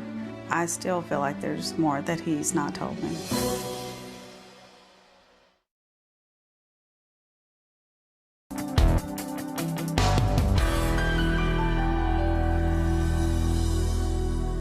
Well, today we're talking about what is a silent epidemic so serious that it affects between 18 and 24 million people in America. Most recently in the news, it's been reported that the star of Showtime's Californication, David Duchovny, had recently checked himself into a rehab facility for sexual addiction.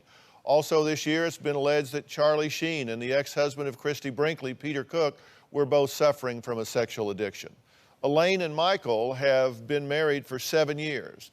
Elaine says she's ready to walk out the door because of all the lies, and the only reason that he's admitted to anything is because she caught him. Michael's a master liar and manipulator. He has told thousands of lies. The only time he tells me the truth is when he's backed into a corner. He admitted to having unprotected sex with a female he met online. Michael has masturbated while talking to women online and on the phone. My husband admitted to having unprotected sex with a swinger couple on Mother's Day and videotaped it. I didn't give a second thought to if it was Mother's Day or Thanksgiving or anniversary. It's my addict making his excuses in his very manipulative, twisted way. I don't know how he could do that to me on Mother's Day. That was a turning point, because after my addict saw that he could get away with that, it was no holds barred from then on out. I still feel like there's more that he's not told me. I believe that Michael has paid for sex. I believe that Michael has had more sexual encounters with men and women than he has admitted to. I believe that Michael is still going to bookstores and engaging in sexual behavior. I put a GPS tracker on his phone that doesn't tell me what he's doing, it tells me where he is. So it's pretty much a false security blanket. If I find out that he has lied, I am fully prepared to divorce and move on with my life without him. You just said something in the tape piece, once my addict saw. Yes. So you talk about the addict side of you as though it's another person. It feels like it is. And that's something the addict does, it's not something you do.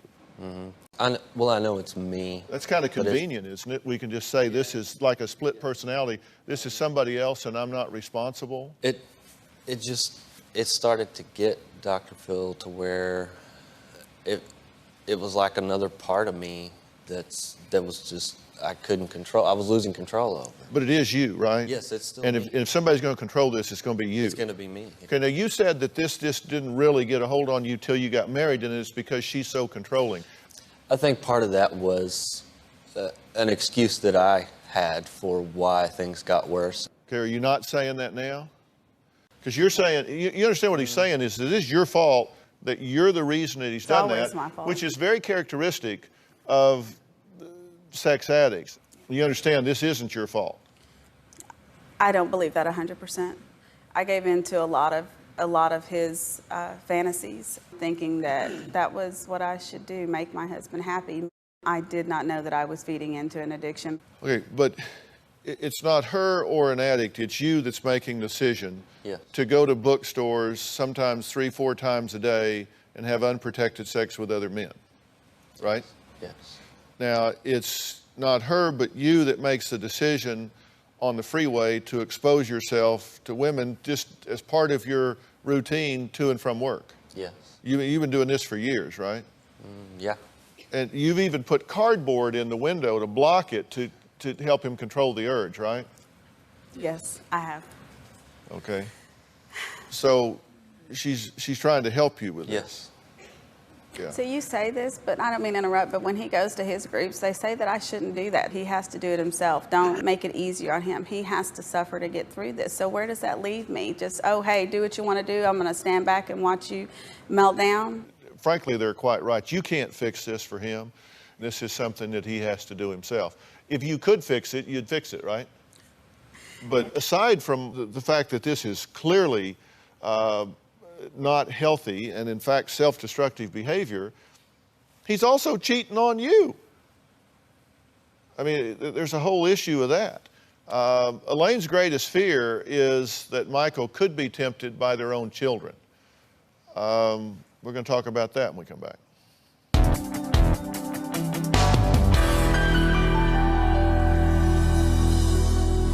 My greatest fear is that in his addiction, he will move on to children, specifically our children.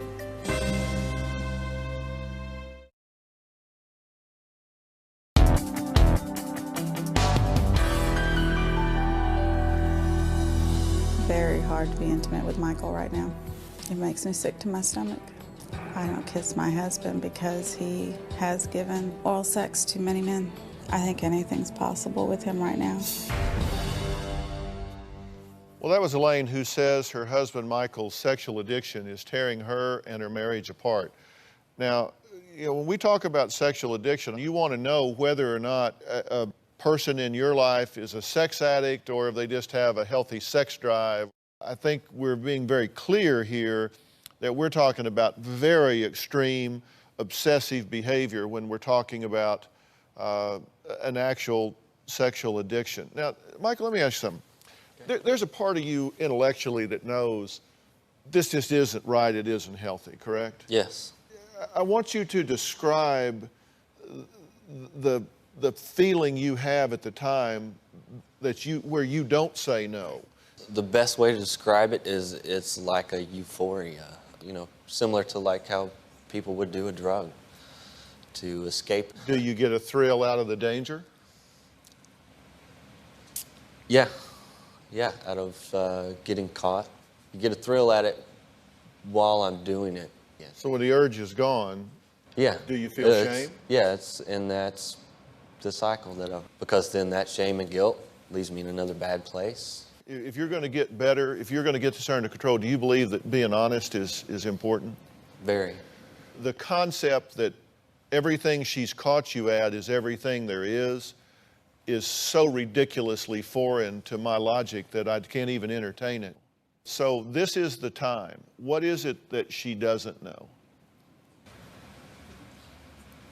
There isn't anything else I can remember or think of that I haven't told you. I don't believe that. I think it's convenient. What are you hiding from? I'm not hiding anything else. I've sat days and hours searching through my head of anything else that I've missed. And it should all be out there. I mean. Well, Elaine says her greatest fear is that Michael's addiction could eventually turn towards their 11 and 6-year-old daughters. Well, let's hear what Elaine has to say about this. I found out that Michael had an ad on adultfriendfinder.com. He had a masturbation video on the website that was taped in our daughter's bedroom. I don't understand how a father could do that in his child's room. My greatest fear is that in his addiction, he will move on to our children. If we do end up getting a divorce, she has asked that she have full custody of the kids and that my visitations are only supervised. And I agree with that. I will not let my addiction affect my kids. When it comes to the kids, the Dr. Jekyll side of me controls that. Mr. Hyde doesn't. I want him to take a lie detector test. I look at Michael like a sick pervert and wonder how I allow him to be around our children. So tell me about this video you shot in your daughter's room. Did it seem uncommonly perverse to you that you're shooting this in your daughter's room? Didn't even give it a second thought. Once I was in front of the computer like that, anything else around me was just, that's all that matters, is that I was there with the computer. Well, let's talk about this for a second, because you understand at this point there are two issues here that I'm looking at. One is, can you get help and get this under control? And the other is, what do you need to do? What do you need to do about your marriage? What do you need to do about your family, whether he gets this under control or not? And number one, you got to know where the bottom is. You got to know the truth, right? So you're dealing with a full set of data so you can make an informed decision. And your number one mission in this world and life is to protect those two girls. So you have to know the truth. You need to polygraph this man. You need to find out whether he's thought about these daughters, whether he's done anything with these daughters, whether he deals with those images, and what it is that you don't know that you need to know so you can make some informed decisions. Do you agree with that? Absolutely, I do. Are you willing to do that? Yes. Are you willing to sit for a polygraph and answer the questions that she needs so she has a full set of data to make an informed decision? Anything she needs. I'm tired of seeing her suffer through this. I asked Jack Tremarco to come here today. He is a highly respected polygraph examiner, and he is willing to administer a polygraph to Michael. Jack, you understand this one's important, right? I mean, she needs some serious answers here about where he is. Very important. There are people that specialize in this kind of intervention. Dr. Douglas Weiss is the executive director of the Heart to Heart Counseling Center, which is based in Colorado Springs. He's written numerous books and learned treatises on this, is what I consider to be a cutting-edge expert in this area. He's here today. He says that sex addicts often lie about these things to themselves and others. Dr. Wise, what do you think about this situation?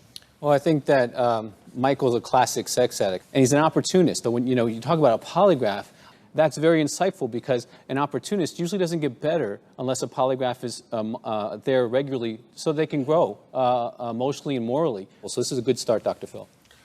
Elaine says if the results of the polygraph show that Michael is lying to her, that's it. She's done. That's grounds for divorce. So when we come back, we're going to have some of those answers.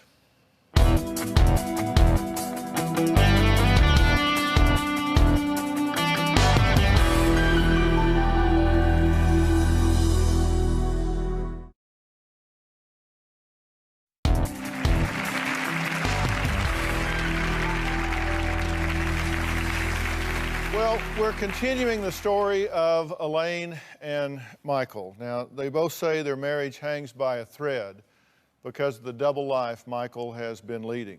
Now, Michael has just taken a polygraph examination and was asked very specific questions that Elaine says she needs answers to.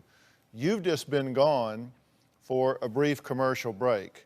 We've actually been gone for about 3 hours because we had to conduct this polygraph in accordance with the appropriate protocols, and that takes a lot of time.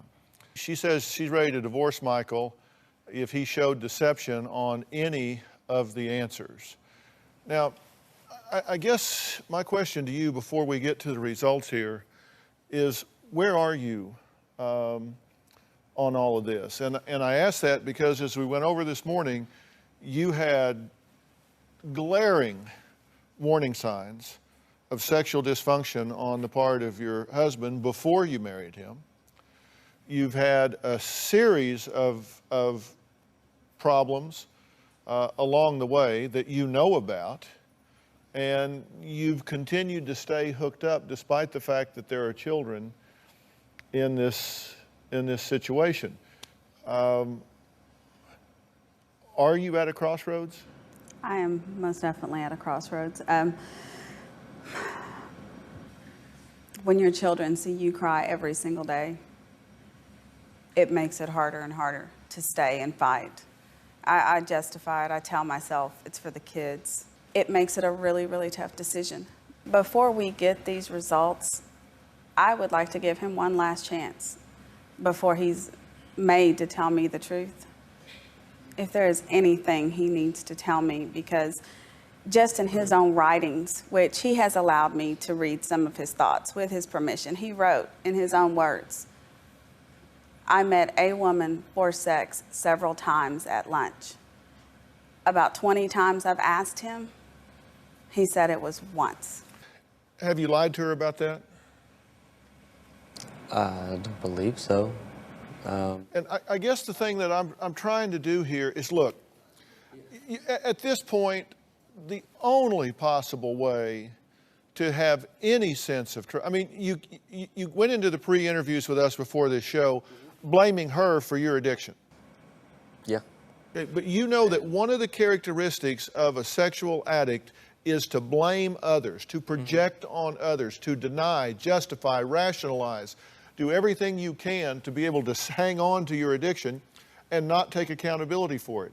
And you're doing that here. And she's asking you, she's pleading with you to tell her the truth. Jack Tremarco is going to tell us the results of this in a minute. But I'm just saying, if there's something you want to do now to tell her the truth, tell her now. It's been hard to know what I've told her and what I haven't told her. Things have gotten That's so typical. That's his excuse every single time. That's what I'm saying. I can't be his memory 24/7 for him. And when I am, I'm told that I don't remember it correctly or he didn't say that. This is what we go through at home when there's no cameras, when there's no doctors, and there's no therapists, and there's no professionals. You know, I want to grab you and shake you. I do. And I say that out of kindness. I want to grab you and shake you because I'm watching you self-destruct. You have your wife sitting there, this beautiful woman sitting here in front of you saying, "Tell me the truth." And you're saying, "Gee, I don't recollect." Come on. I mean, that's insulting to me, it's insulting to her, and it's insulting to you. I feel like I've told her everything there is to tell her. Okay. All right. When we come back, we're going to take a look at these polygraph results.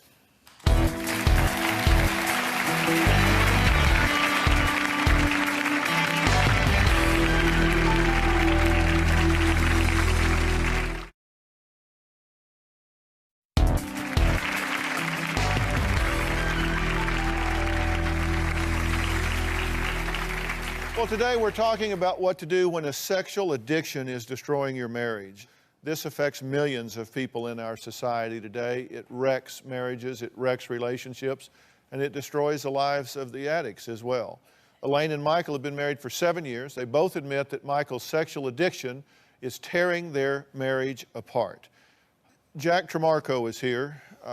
Jack, you've conducted this polygraph. What is your confidence in the test results that you've generated here? Well, my confidence is very high. Science tells us that polygraph is 93% accurate when conducted by someone who has like credentials. All right. And Michael, let me ask you, did you feel that you were treated carefully and professionally and appropriately by Jack Tremarco and the administration of this examination? Yes, very much so.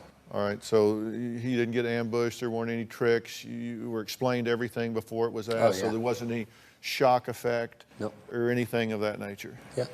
So they're probably pretty confident in these, and I know they're important, so you need to hear them. All right, let me ask the question. Since October 2001, have you deliberately not told your wife about any sexual contact with another person? That's a key date, right? That was our marriage date. Right. And you answered what to that question? No. Okay. Do you really mean that? Yes. The answer's no. Yes, I feel like I've told her everything. Jack, what was the result? Conclusively deceptive. Okay. He's saying that this is not true, that since your marriage, you have deliberately concealed from your wife sexual contacts, and since October 2001, you have deliberately not told your wife. Not just that you forgot, that you deliberately failed to tell her about sexual contact with another person. The first part of the test, I was confused on it first because I said, well, I've told things to her since we were married. So, you know, I haven't withheld everything. But I just asked you before we went over the results, I said, did you get a fair test? Was it a judicious test? Yes. Did you understand? Was it clear? Was it appropriate? Yes. You said yes, yes, yes, yes, yes. Now, when it says you're deceptive, you say, well, I was confused. Well, does that include, Did that question specify anything that, okay, yes, he has withheld things since that day, but he's come clean on some things. Was that specifically about anything else he might be hiding? Well, we'll talk about that in a minute. Let's get through the other questions. We have it all on the table, then we'll discuss it as much as you would like. Have you ever touched any child for sexual purposes? No. Your answer was? No. And the result was? Conclusively deceptive.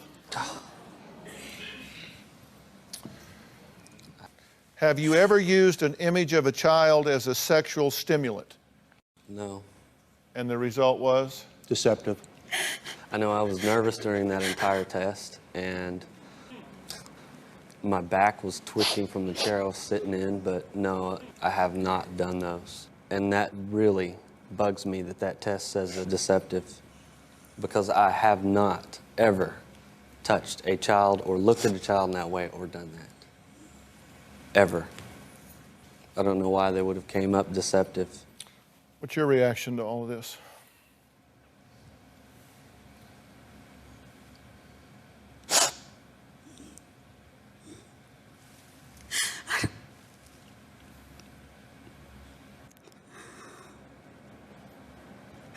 I don't want to believe it. I want to believe that there was something wrong.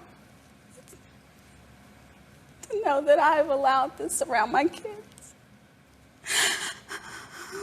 He's going to go home and he's going to tell me that it wasn't true.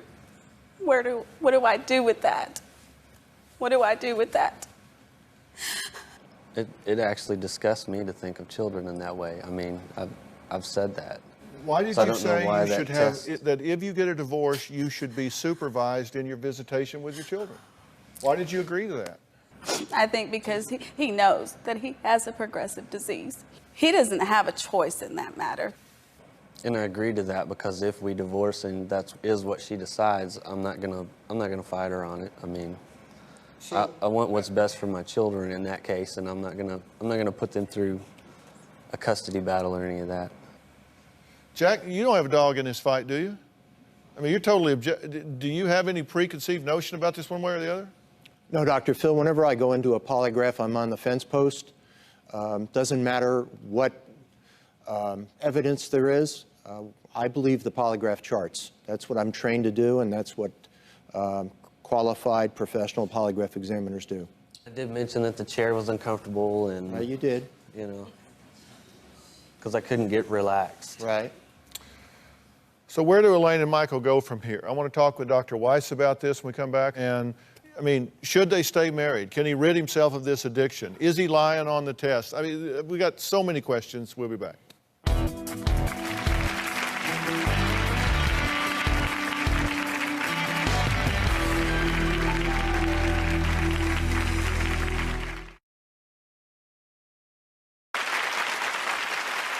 Well, we're continuing the story of Elaine and Michael. Now, Michael is an admitted sex addict.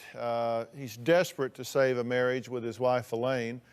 You haven't given me a straight answer about anything today. You just seem to have an inability to look somebody in the eye and answer a question. Okay. I'm trying to drag you across the truth line so you have at least some peg to hang on to in this marriage. And I don't know. You say you've been sober since September. Do you really mean that? Yes. So you've been sexually sober since September of this year? Yes. That is miraculous that you've been able to just, well, I mean, to just turn that off. Dr. Weiss, that's what they expect you to believe. That hasn't happened over time. I started No, I understand, but you've the got program a last couple of October. months of this into it. Yeah. It's actually almost a year that I've been... Dr. Weiss, is there hope here? If Michael is able to be honest, there's hope. Michael can get sober. Addicts do get well. I see people get well every week in my office, okay? They can get well, but they can't get well by themselves and can't get well being deceptive. We have the polygraph result, which says deception, deception, deception. You say that's wrong, okay? Because I want to be sure you're on the record here of denying that and saying that's wrong. Mainly the last part about children. I'm trying to get an answer that we can build some truth on here. I'm trying to help you here, man. I know, and I want to Are get you better. telling me that since your marriage, that you have not deliberately concealed from your wife any sexual contact with another person? Well, see, I was thinking guilty conscience of that because, yes, at first I did. Before we found out I was a sex addict, I was withholding that information. So why did you say no? He said the question was worded deliberately. He said, so since you've divulged information to your wife, is there anything you've deliberately withheld when you divulged? You have told us there were times that he said, I'm stuck in traffic, and you later found out. Oh, I've talked That to him. he was at a bookstore, that he's over visiting with family, and you later found out he was at that a you were at a restaurant. bookstore. That's just not credible. Yeah, but I have came clean with her on that. Are you worried about your own children? I'm worried about him right now.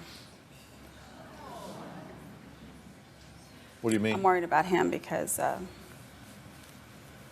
worried about me with him. I'm furious. There's something there. There's something there, obviously. He doesn't ever, ever, ever tell me the truth, Dr. Phil, unless I just bold-faced catch him dead off in it. Dr. Weiss, would it be prudent for her to take precautions with her children at this point?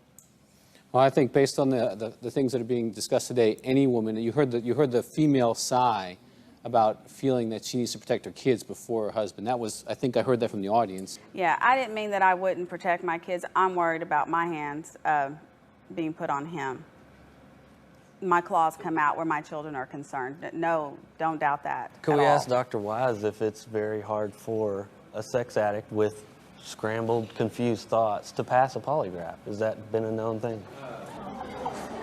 That's a fair question, Michael.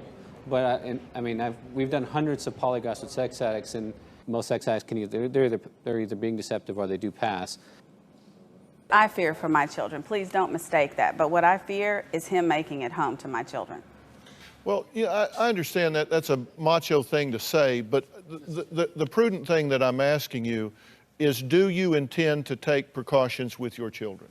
Have you heard things here today that suggest to you that you would not feel comfortable with him being around your children? Yes. I'm sure she has because I failed the polygraph.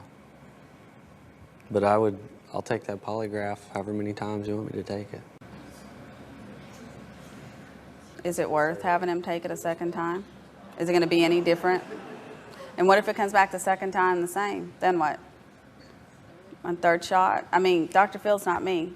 I give you 20 chances. I'm the only one that knows me and what I have and haven't done, and I have not done those things. You agree that you have a problem with sexual addiction? Yes. I have asked Dr. Weiss if he would be willing to bring you into his heart-to-heart facility in Colorado Springs, Colorado, which, as you both know, without me telling you, is the absolute state-of-the-art intervention center for this addiction on the planet. Okay. Are you willing to avail yourself of that resource? Whatever I got to do. Let's take a break. We'll be right back.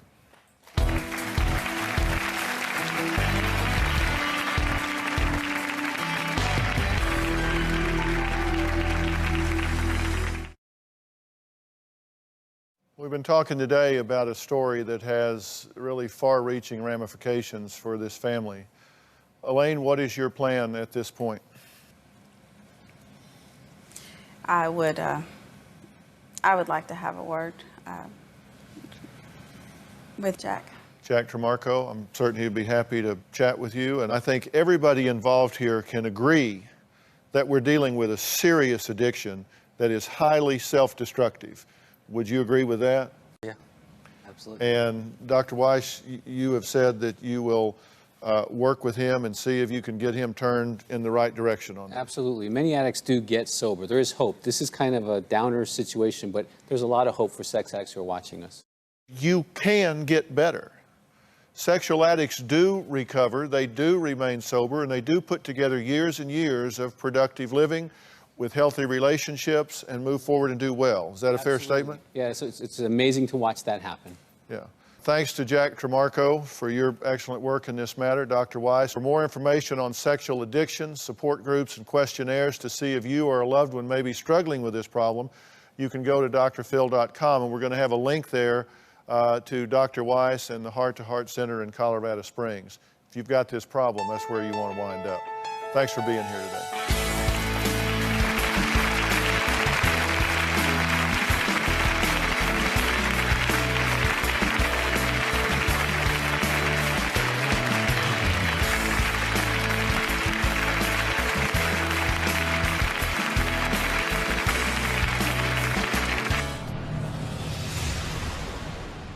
You're not giving me any reason to believe you. It's a lie detector test. What more can I do I about mean, you it? surfed There's the nothing web for else I can do so about it. much. Do you realize any of that could have been child pornography and maybe your The few psyche times remembers I saw it, I've moved directly to something else. Okay, because did you tell him that you have seen it? Is it possible for a sex addict whose mind is just constantly got going You have around to in clear it? your mind for a lie detector test. Did he not tell you No, that? he didn't tell me that. Hey guys. I just have a few questions. When a person takes a test and they're sitting there thinking in their head, all that thought that just went through their mind, what does that do? Well, that's why we review the questions first before they're asked on the test. I reviewed those charts, and they were very clear that you've got some explaining to do. I'm really mad as hell right now. I've been falsely accused of doing something that I did not do. I have not touched a child. Can you give me something to believe in? No. You know, you leave me with no choice. Yeah, I know.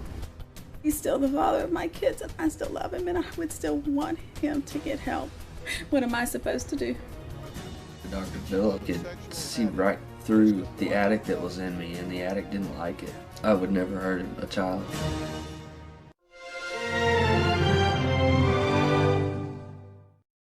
Today on Dr. Phil, the 8-year-old boy who reportedly confessed to gunning down his own dad. This is appalling. What's going on? What's behind this now? Hear the chilling interrogation tape and why he says he did it. Plus, should this child be prosecuted? Absolutely. Well, you're completely wrong about that. He's got a problem. Stand by, Dr. Phil. Some say it's a hard life, but it's hard for us all. Always hold on. In 10, 9, Always be strong. Reach out for a 5, safe 4, place. ready, 3, 2. Stand by, camera 6. Go, Dr. Phil.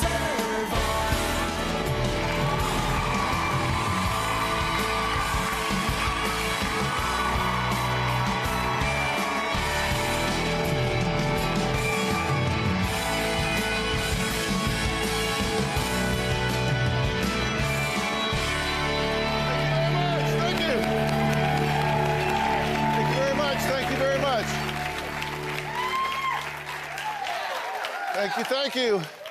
There are some shocking stories in the news right now that have people riveted, and I keep getting asked, Dr. Phil, what is your take on this stuff? Well, my take is I think we must be going crazy in this world. I just don't get some of this. I know I'm supposed to, but some of it, it just turns my stomach. How could an 8-year-old boy allegedly kill his own father? What would make a man brutally murder an anchor woman he apparently doesn't even know? And what on earth was going on with these people that allegedly chain a teenage boy in the fireplace, hold him captive, and torture him? Now, these are some of the stories that we're going to be delving into today. Now, first, a boy looking terrified, wearing only boxer shorts covered in feces, soot, and urine, shows up at a fitness club with a chain locked to his ankle saying, "Don't let them get me, don't let them get me." The teen in chains, possibly naked, stumbled into a gym in Tracy claiming he'd been abducted and had just escaped. He was naked and covered in bruises. He looked like he was emaciated. He just had a very terrified look in his eye, and he kept saying, "They're coming for me." 2 adults allegedly used a baseball bat, a belt, and a knife to beat and torture a 16-year-old boy. Police say that 16-year-old was held captive in that couple's home in Tracy for nearly a year. From torture to aggravated mayhem to false imprisonment to corporal injury, inflicting great bodily injury. The Tracy couple accused of chaining a teenager in their home against his will walked into court today in chains of their own. The prosecutors added 8 additional charges against Michael Schumacher and Kelly Lau that could send both of them to prison for the rest of their lives. Well, police also arrested Karen Ramirez, a family friend who the boy called his aunt. Now, they were apparently living with the couple for more than a year. Days later, the couple's neighbor, 29-year-old Anthony Waiters, was also arrested. Now, according to a jailhouse interview with one of the suspects, the teen would sit chained in the living room and watch while the family, including 4 of the suspect's children, ate meals in the kitchen. Now, joining me via satellite to discuss this gruesome story is Nancy Grace of Headline News. Nancy, welcome to the show. Thank you for having me, Dr. Phil. This is appalling. You've been following this. I know. I know you spent 10 years as a prosecutor. Is this just over the top appalling to you? Dr. Phil, let me say, if these allegations are true, if they are convicted, may they rot in hell. I just found out the 29-year-old neighbor, Anthony Waiters, works for the Bay East Association of Realtors. And Dr. Phil, he is actually the Tracy Cougars youth football team coach. All of these people were posing as normal adults when in fact the boy, who many people thought was just 12 years old, he was so emaciated, actually had indentations on his ankles where they had shackled him, keeping him in a lethargic state with marijuana, alcohol pills, beating him in the head. They are facing charges that could land them behind bars for life. Well, we're talking about they beat and burned him with a bat. They beat him with a belt. They cut him, blindfolded him, trapped him in the fireplace, and wouldn't feed him. And what gets me about this, and Nancy, I'm wondering what the prosecutors will do with this, because you have not 1, not 2, not 3, but 4 people that are involved in this. Is there never a time when somebody says, hey, we shouldn't be doing this? Is there not one shred of morality in one of those 4 people? What will a prosecutor do with these folks? Well, first of all, the prosecutor may get one of them to turn on the others. I wouldn't do that. I'd put them all on trial together and let them stew in the same pot. Because believe you me, Dr. Phil, when they get to trial, it'll be this. They'll all be blaming the other, trying to put all the guilt probably on one of the 4. But long story short, they were all hiding in plain sight. I also fault the system. Ramirez was going in and out of the home. Neighbors saw the boy out in the yard. He wasn't in school. Why didn't somebody wave a flag of alarm and contact authorities? Everybody let this boy down. But Nancy, somebody did, and that's what really bothers me. And I know all of these things that were allegedly done to this boy were not something that were strictly behind closed doors, because teachers report that they had seen problems. I mean, these are things that weren't just in a vacuum. And apparently the older brother is now going to try and get custody of this child to give him some protection. But did the system fail them here?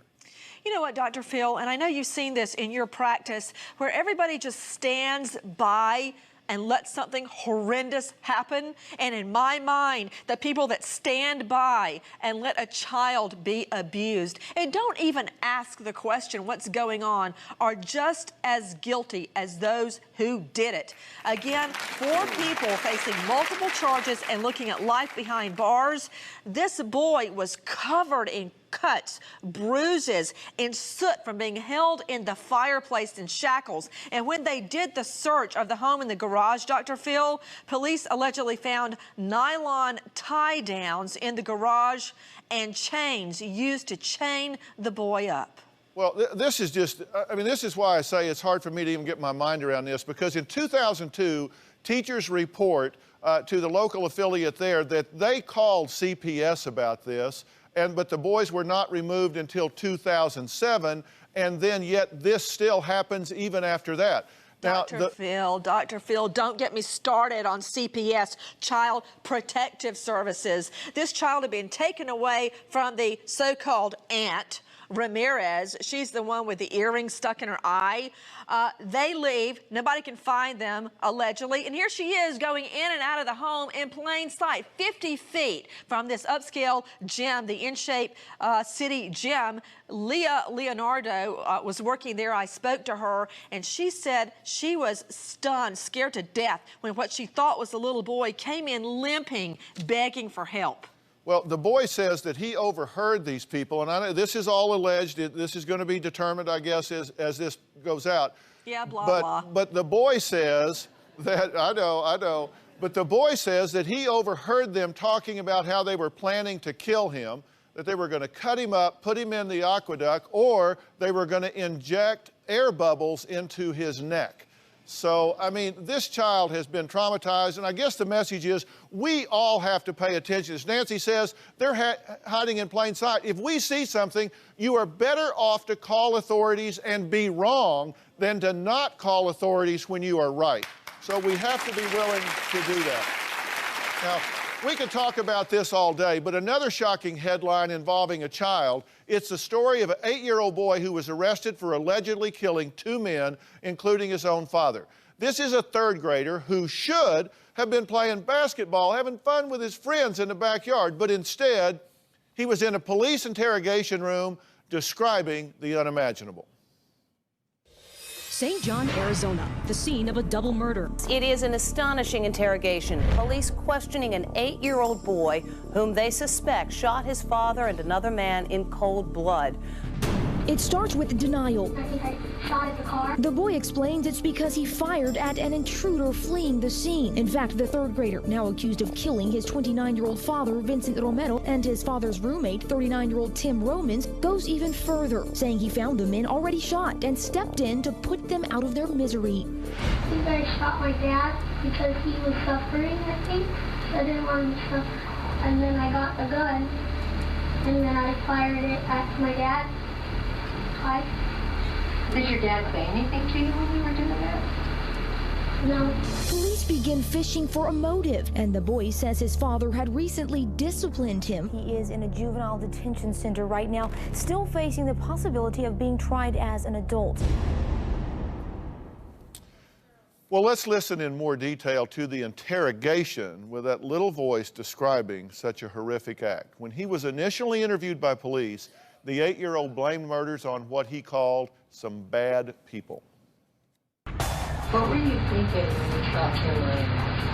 I was thinking, what in the heck is going on? It sounds like... Who did you think might have done all of that? I don't know, someone bad though. Someone bad? There's some people down the street that are pretty bad people, always smoking and driving pretty fast down the road in a blue car. Well, after a while, the boy's story changed, and he confessed to shooting both his father and his father's roommate. So it's real important that you tell us what happened yesterday. I think you know a little more than you're telling us. I got out of the bathroom and I went upstairs and I saw my dad. And then I think I grabbed the gun at that time, and I shot him twice. And after I shot him the one time, he was still moving. So I think I shot him again. But I went downstairs, and I still had the gun, and I reloaded just in case. And then I saw Tim, and then I shot him. And then I reloaded in case the guy would come back. So then I think I heard a car coming, so I looked around and I accidentally shot him maybe. And that's when they fired at him twice. At Tim? Yeah. So you were mad at your dad that's when you shot him? Well, the first time I was mad at him, but he already was shot. So then I shot him again. Well, up next, only 1.5% of all murders are patricides, killing one's own father. This is extremely rare. So why would an 8-year-old boy allegedly kill his dad? And were there any warning signs?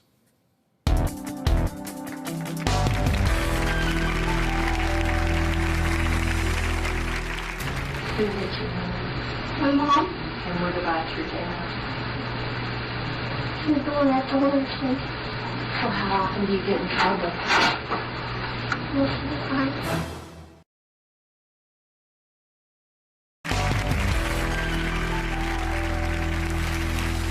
Well, today we're talking about headline horror stories because I get so many of you saying, Dr. Phil, everybody reports this, but what's going on? What's behind this? We're talking right now about the case of an 8-year-old Arizona boy who's been charged with double homicide, including the alleged shooting death of his own father. Now, details are sketchy, but in a police interview, the boy says he was mad at his dad. Did you get in trouble for anything recently? Yeah, I think so. Did you get in trouble? I'm supposed to bring papers home, and I'm supposed to bring papers that say I did and I didn't. So with them, they hit me. Who hit you? My mom. And what about your dad? She's the one that told us to. So how often do you get in trouble? Most of the time. For what kind of stuff, But you told the truth that night, didn't you? 100%. Well, some wonder whether there could have been abuse in this situation, but would that count as a defense for killing a parent? Now, joining me to weigh in on the issue are Nancy Grace of Headline News, criminologist Dr. Denise Boots from the University of Texas at Dallas, and attorney Paul Mones, who specializes in defending children who are accused of killing their parents. So, everybody, welcome.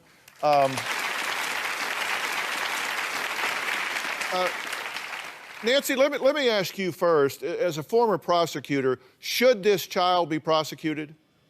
Well, that's a complicated question. I think the child should be prosecuted only in the sense of being handled in juvenile court. So, over the years, the justice system can make sure that he is in treatment. I do not believe an 8-year-old boy should go to jail.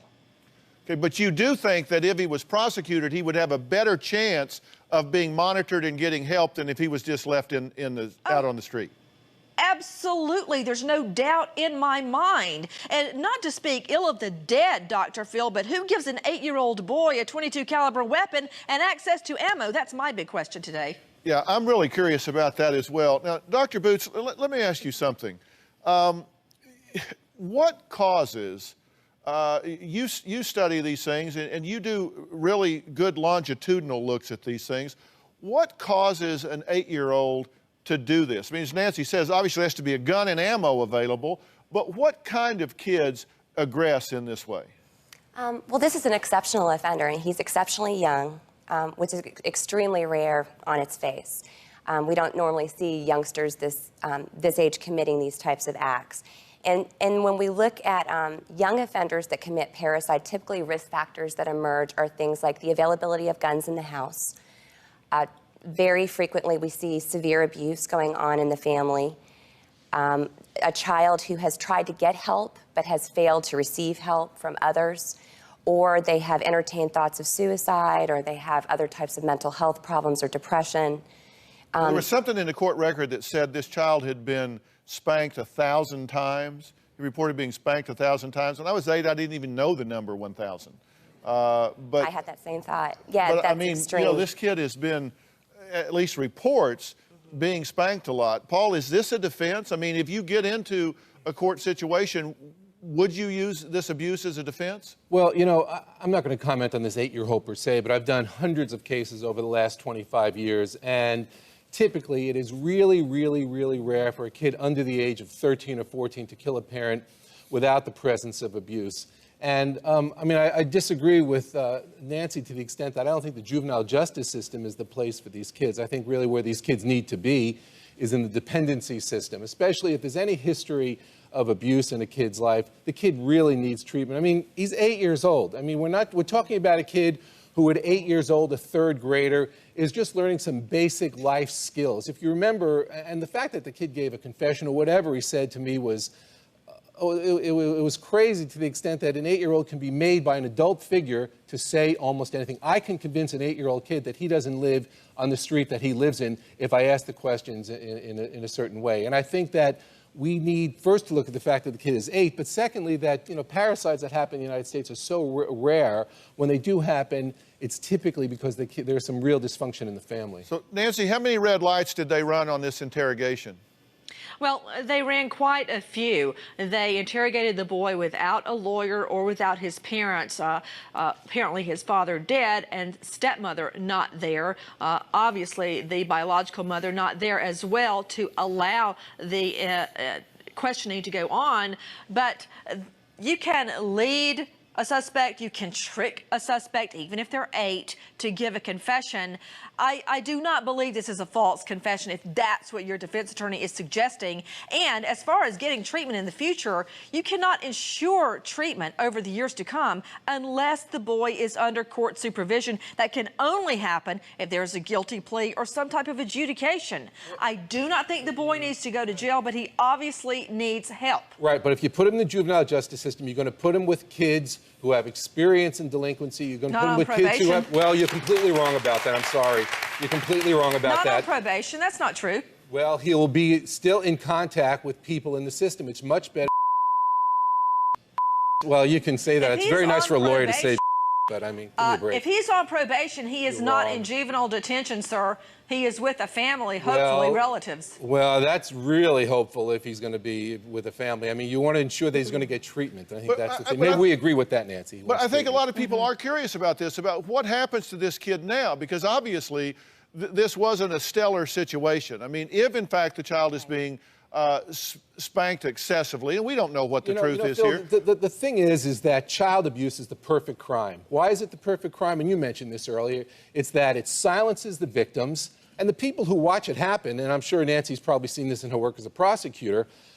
People know what's going on in the family, but people just don't say anything. People are much more willing to say something about a dog being beaten in a yard than a kid being in a yard with bruises on him. You look at all of how America became up in arms over Michael Vick. You never see that kind of reaction to people when kids are mistreated this way.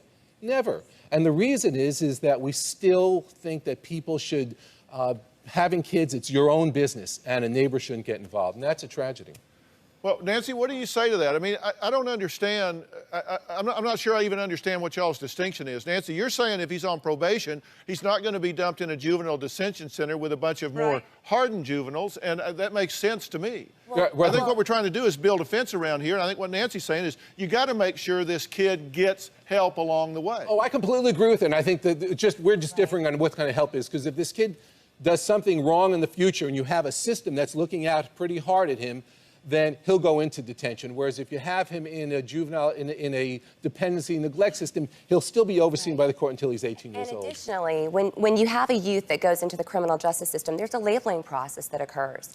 And I agree with Paul in the sense that when you have an 8-year-old that is having to meet with a probation officer on a weekly basis, or whatever the terms of the conditions of probation are, they start to internalize the fact that they are a bad kid, or they're a problem kid, they're a criminal kid. Murdered and his being a part of father. that. He's got a problem. He's also 8 years old, and he needs some help.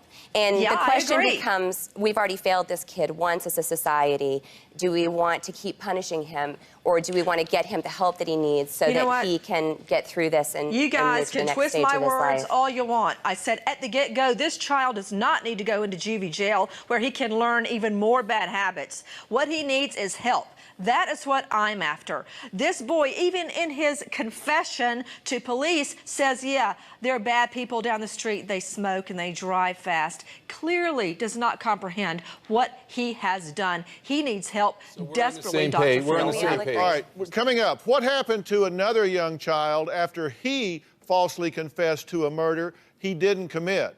Wait until you hear his story, and I'm going to ask Nancy if she thinks this child is capable of standing trial, whatever the outcome. We'll be right back.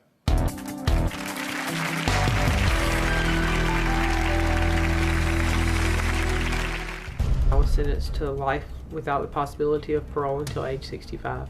In prison, it was an awful place. I mean, just fights, riots. It was horrible.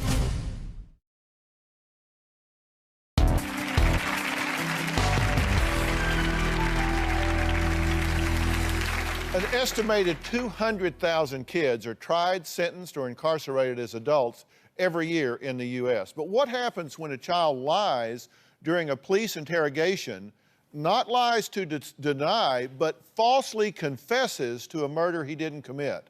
Now, Tyler was a 13-year-old honor student in Mississippi with no history of violence. So it was a complete shock to his small community when Tyler was arrested and charged with the murder of his sister's husband in May 2003.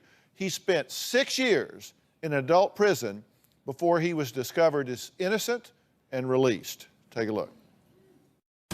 My half-sister killed her ex-husband and wanted me to take the blame for it because I was 13 and she told me that I would get a slap on the wrist. I did it because she was my sister and I loved her. I was convicted and I was sentenced to life without the possibility of parole until age 65. In prison, it was an awful place. I mean, just fights, riots, it was horrible.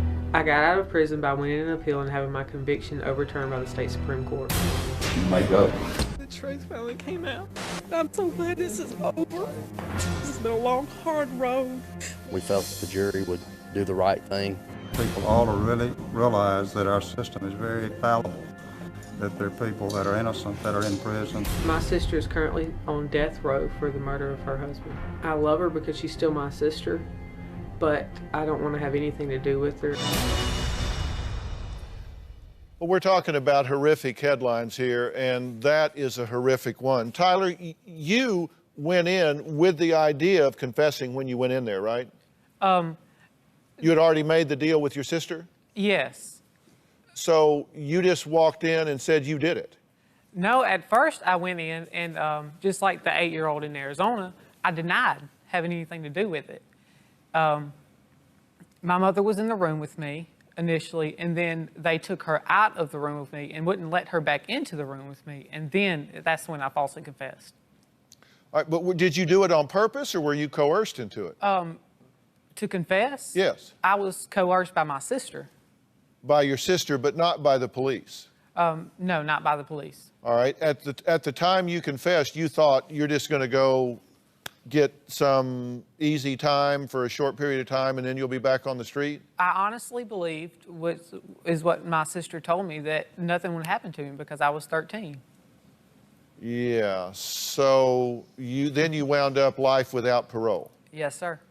Okay, at what point did you say, whoa, wait a minute, I now want to tell the truth?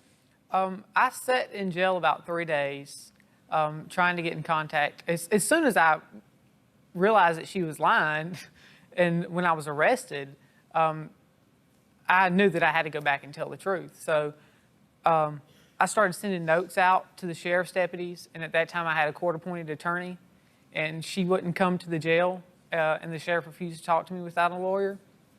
So I started sending notes, and they finally decided to talk to me without having an attorney present.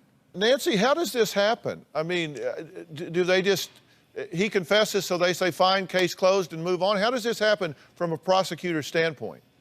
Well, before we pin it on the cops and police as being the bad guys, let's talk about the real culprit, that being the sister. May she also rot in hell. Long story short, Tyler Edmonds knew the day of the shooting who did the shooting. He knew he did not do the shooting.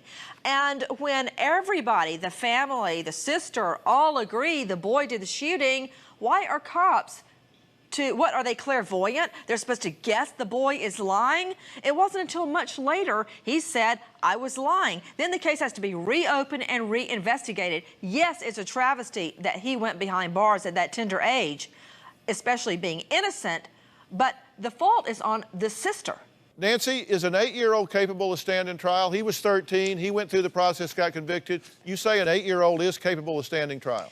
An 8-year-old is competent under the law to stand trial. But just because they're 8 years old does not mean they don't understand what's going on. They can't load a .22 caliber weapon and shoot it. He understands what's going on, which is the meaning of competence. Are you able to assist your attorney at trial? Just because he's competent doesn't mean in our jurisprudence system he should go to trial just because he understands what's happening. There's no way an 8-year-old can competently. Most adults can't even effectively assist their lawyer at trial, let alone an 8-year-old.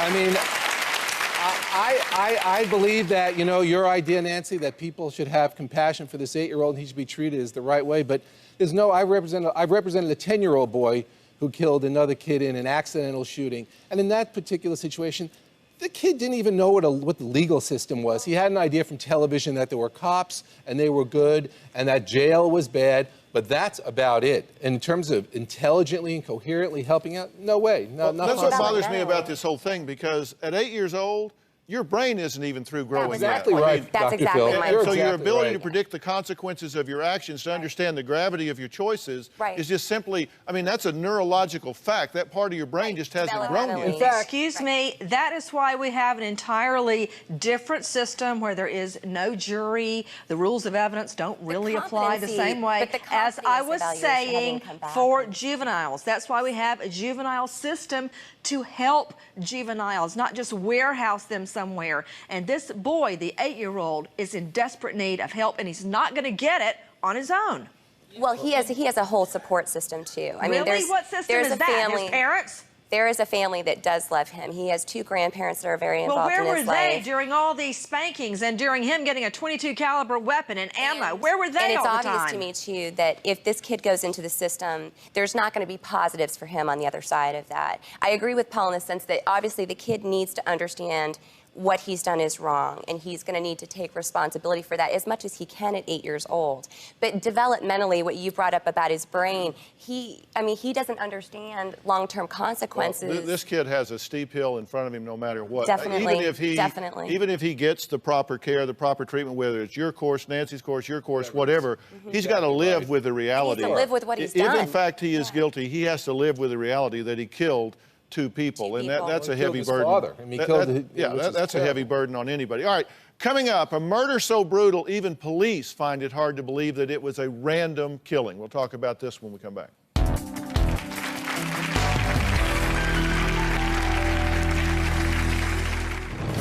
Ann Presley, a reporter with KATV Channel 7, was attacked in her home, and police say she was beaten and stabbed. I found my daughter with every bone in her face broken. It is with heavy hearts tonight that we tell you KATV's Ann Presley, found beaten in her home Monday morning, died tonight from her injuries.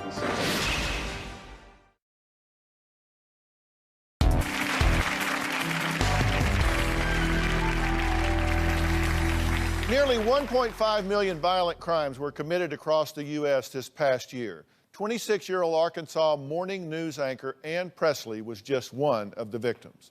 She was brutally attacked in her own home October 20th. Now, Presley's injuries were so severe, she was unrecognizable, even to her own mother. Ann Presley, a reporter with KATV Channel 7, was attacked in her home, and police say her injuries are life-threatening. Police and a neighbor say they were alerted by Ann's mother. I found my daughter beyond recognition, with every bone in her face broken, her nose broken, her jaw pulverized so badly that the bone had come out of it. Police don't have any suspects, a weapon, or a motive to answer why anyone would want to attack Presley. Anytime somebody's been violated in their own home, definitely it makes us more fearful. As the sun goes down, everyone holding a light, praying for Ann Presley. It is with heavy hearts tonight that we tell you KATV's Ann Presley, found beaten in her home Monday morning, died tonight from her injuries. Police still call it a random robbery. He could have been a stalker. This monster stole my daughter's innocence. Well, a suspect has now been arrested for the murder of Ann Presley. Tonight's top story. Allegations Ann Presley's alleged killer, Curtis Vance, might have attacked another woman. It was 7 months ago when police say Curtis Vance started his crime spree. His first victim, they say, was raped in her home. DNA evidence left behind. Curtis Vance was called in for a DNA sample. Officers arrested Vance late Wednesday night for Ann Presley's murder. This is a very, very solid case. It's a result of good detective work. You're a monster. Well, it's shocking. I so hate to see that mother and father in pain because of the brutality of the crime.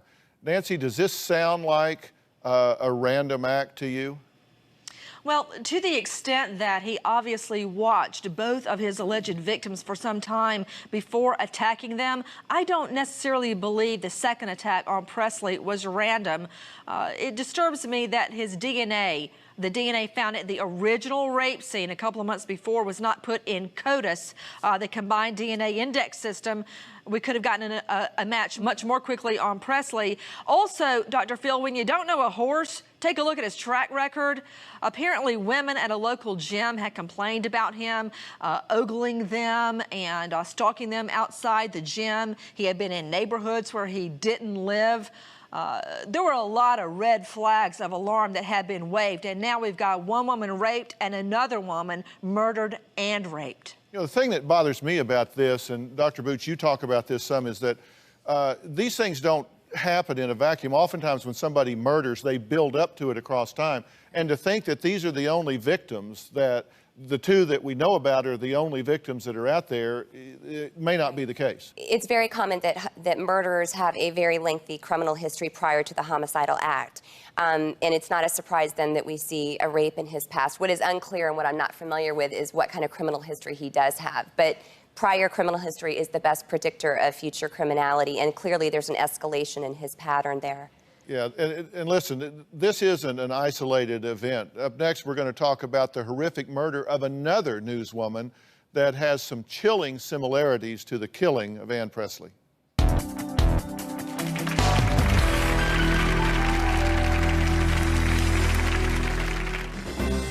I'm Jennifer Servo reporting. I tried calling her. She didn't answer. She's MIA. As you have probably heard, one of our reporters was found dead at her apartment today. I get my hopes up that with the right evidence, we get a confession.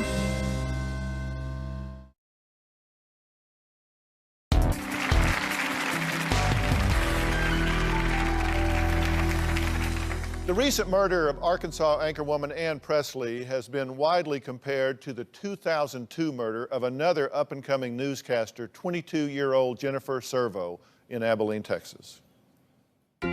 Jennifer Servo was a small-town girl with big city dreams. I'm Jennifer Servo, KRBC 9. A lot of people say when you come into the news business, you either have it or you don't. I'm Jennifer Servo reporting. She landed a job with a small television station in Abilene, Texas. These men and women of the 39th Airlift Squadron. In just 8 weeks, Jennifer became a valued member of the KRBC family. So when she didn't respond to a call, her coworkers began to worry. I tried calling her. She didn't answer, left her voicemails. She's MIA. After 2 days, it was clear that something was terribly wrong. As you have probably heard, one of our reporters was found dead at her apartment today. When we first got in, we noticed the obvious signs that an assault had occurred. Medical examiner tells us that she had strangulation and the blunt force trauma. Investigators collected fingerprint, blood, and DNA evidence, but their first lead came from what they didn't find: any sign of a break-in. Did the evidence collected point to any specific suspect? No, it did not. You know, whoever did this is going to tell somebody someday. That's all it's going to take. I get my hopes up that with the right evidence, we get a confession. Well, it was a mother's worst nightmare getting the news that her beautiful young daughter had been murdered. There are 2 sexual predators with addresses on Main Street here in downtown Missoula. I'm Jennifer Servo, KRBC 9. Jen loved being in front of the camera. I'm Jennifer Servo reporting. She was a news reporter. That was the first stop for Jennifer's new career. I started trying to call Jennifer on Monday, her day off. No calls back. I just had a strange feeling. It was about 5 o'clock and the knock on the door. There's a policeman. I had this vision that a policeman came to tell me that Jen was hurt. So when I opened up the door, I said, "It's Jen, isn't it?" And he said, "Yes, ma'am." I said, "What's wrong? Is she dead?" And he said, "Yes, ma'am. She was found murdered in her apartment." It's just the worst, the very worst thing. I just couldn't imagine why why anybody would kill my daughter. We'll talk to Jennifer's mother and sister when we come back.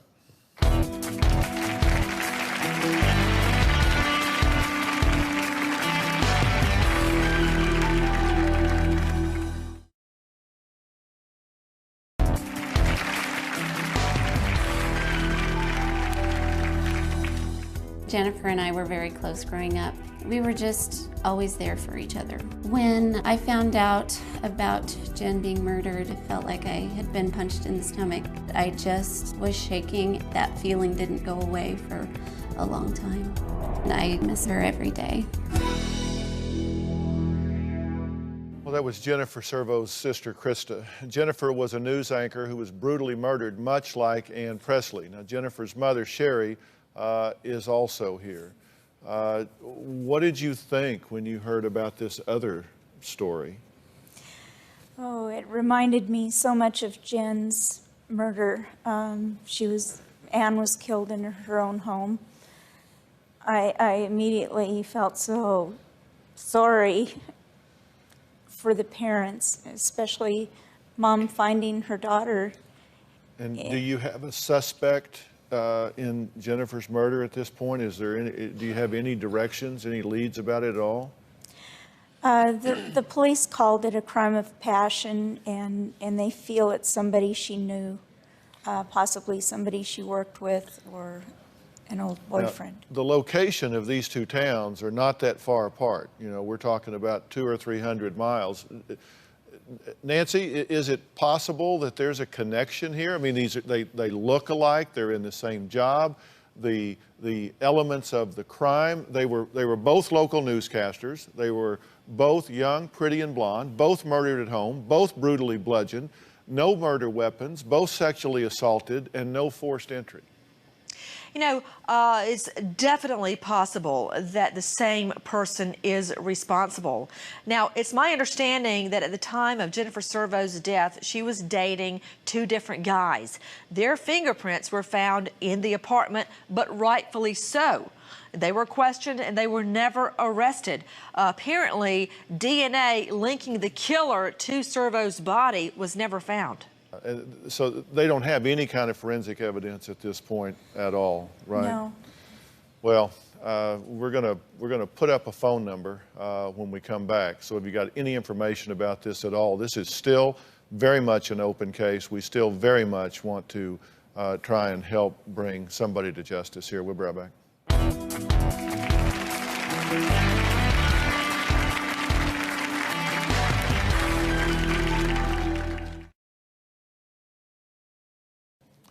If you or anyone you know has information on Jennifer Servo's case, you can make an anonymous call to the Abilene Crime Stoppers at 1-800-868-8477. I would like to thank Nancy Grace from Headline News. Nancy, thanks for being here today. Thank you, Dr. Phil. Really appreciate it. Criminologist Dr. Denise Boots from the University of Texas at Dallas, as well as children's rights attorney Paul Mones for being part of today's show. Thank you to all of my guests who shared their personal stories. All right, thanks for being here. So long.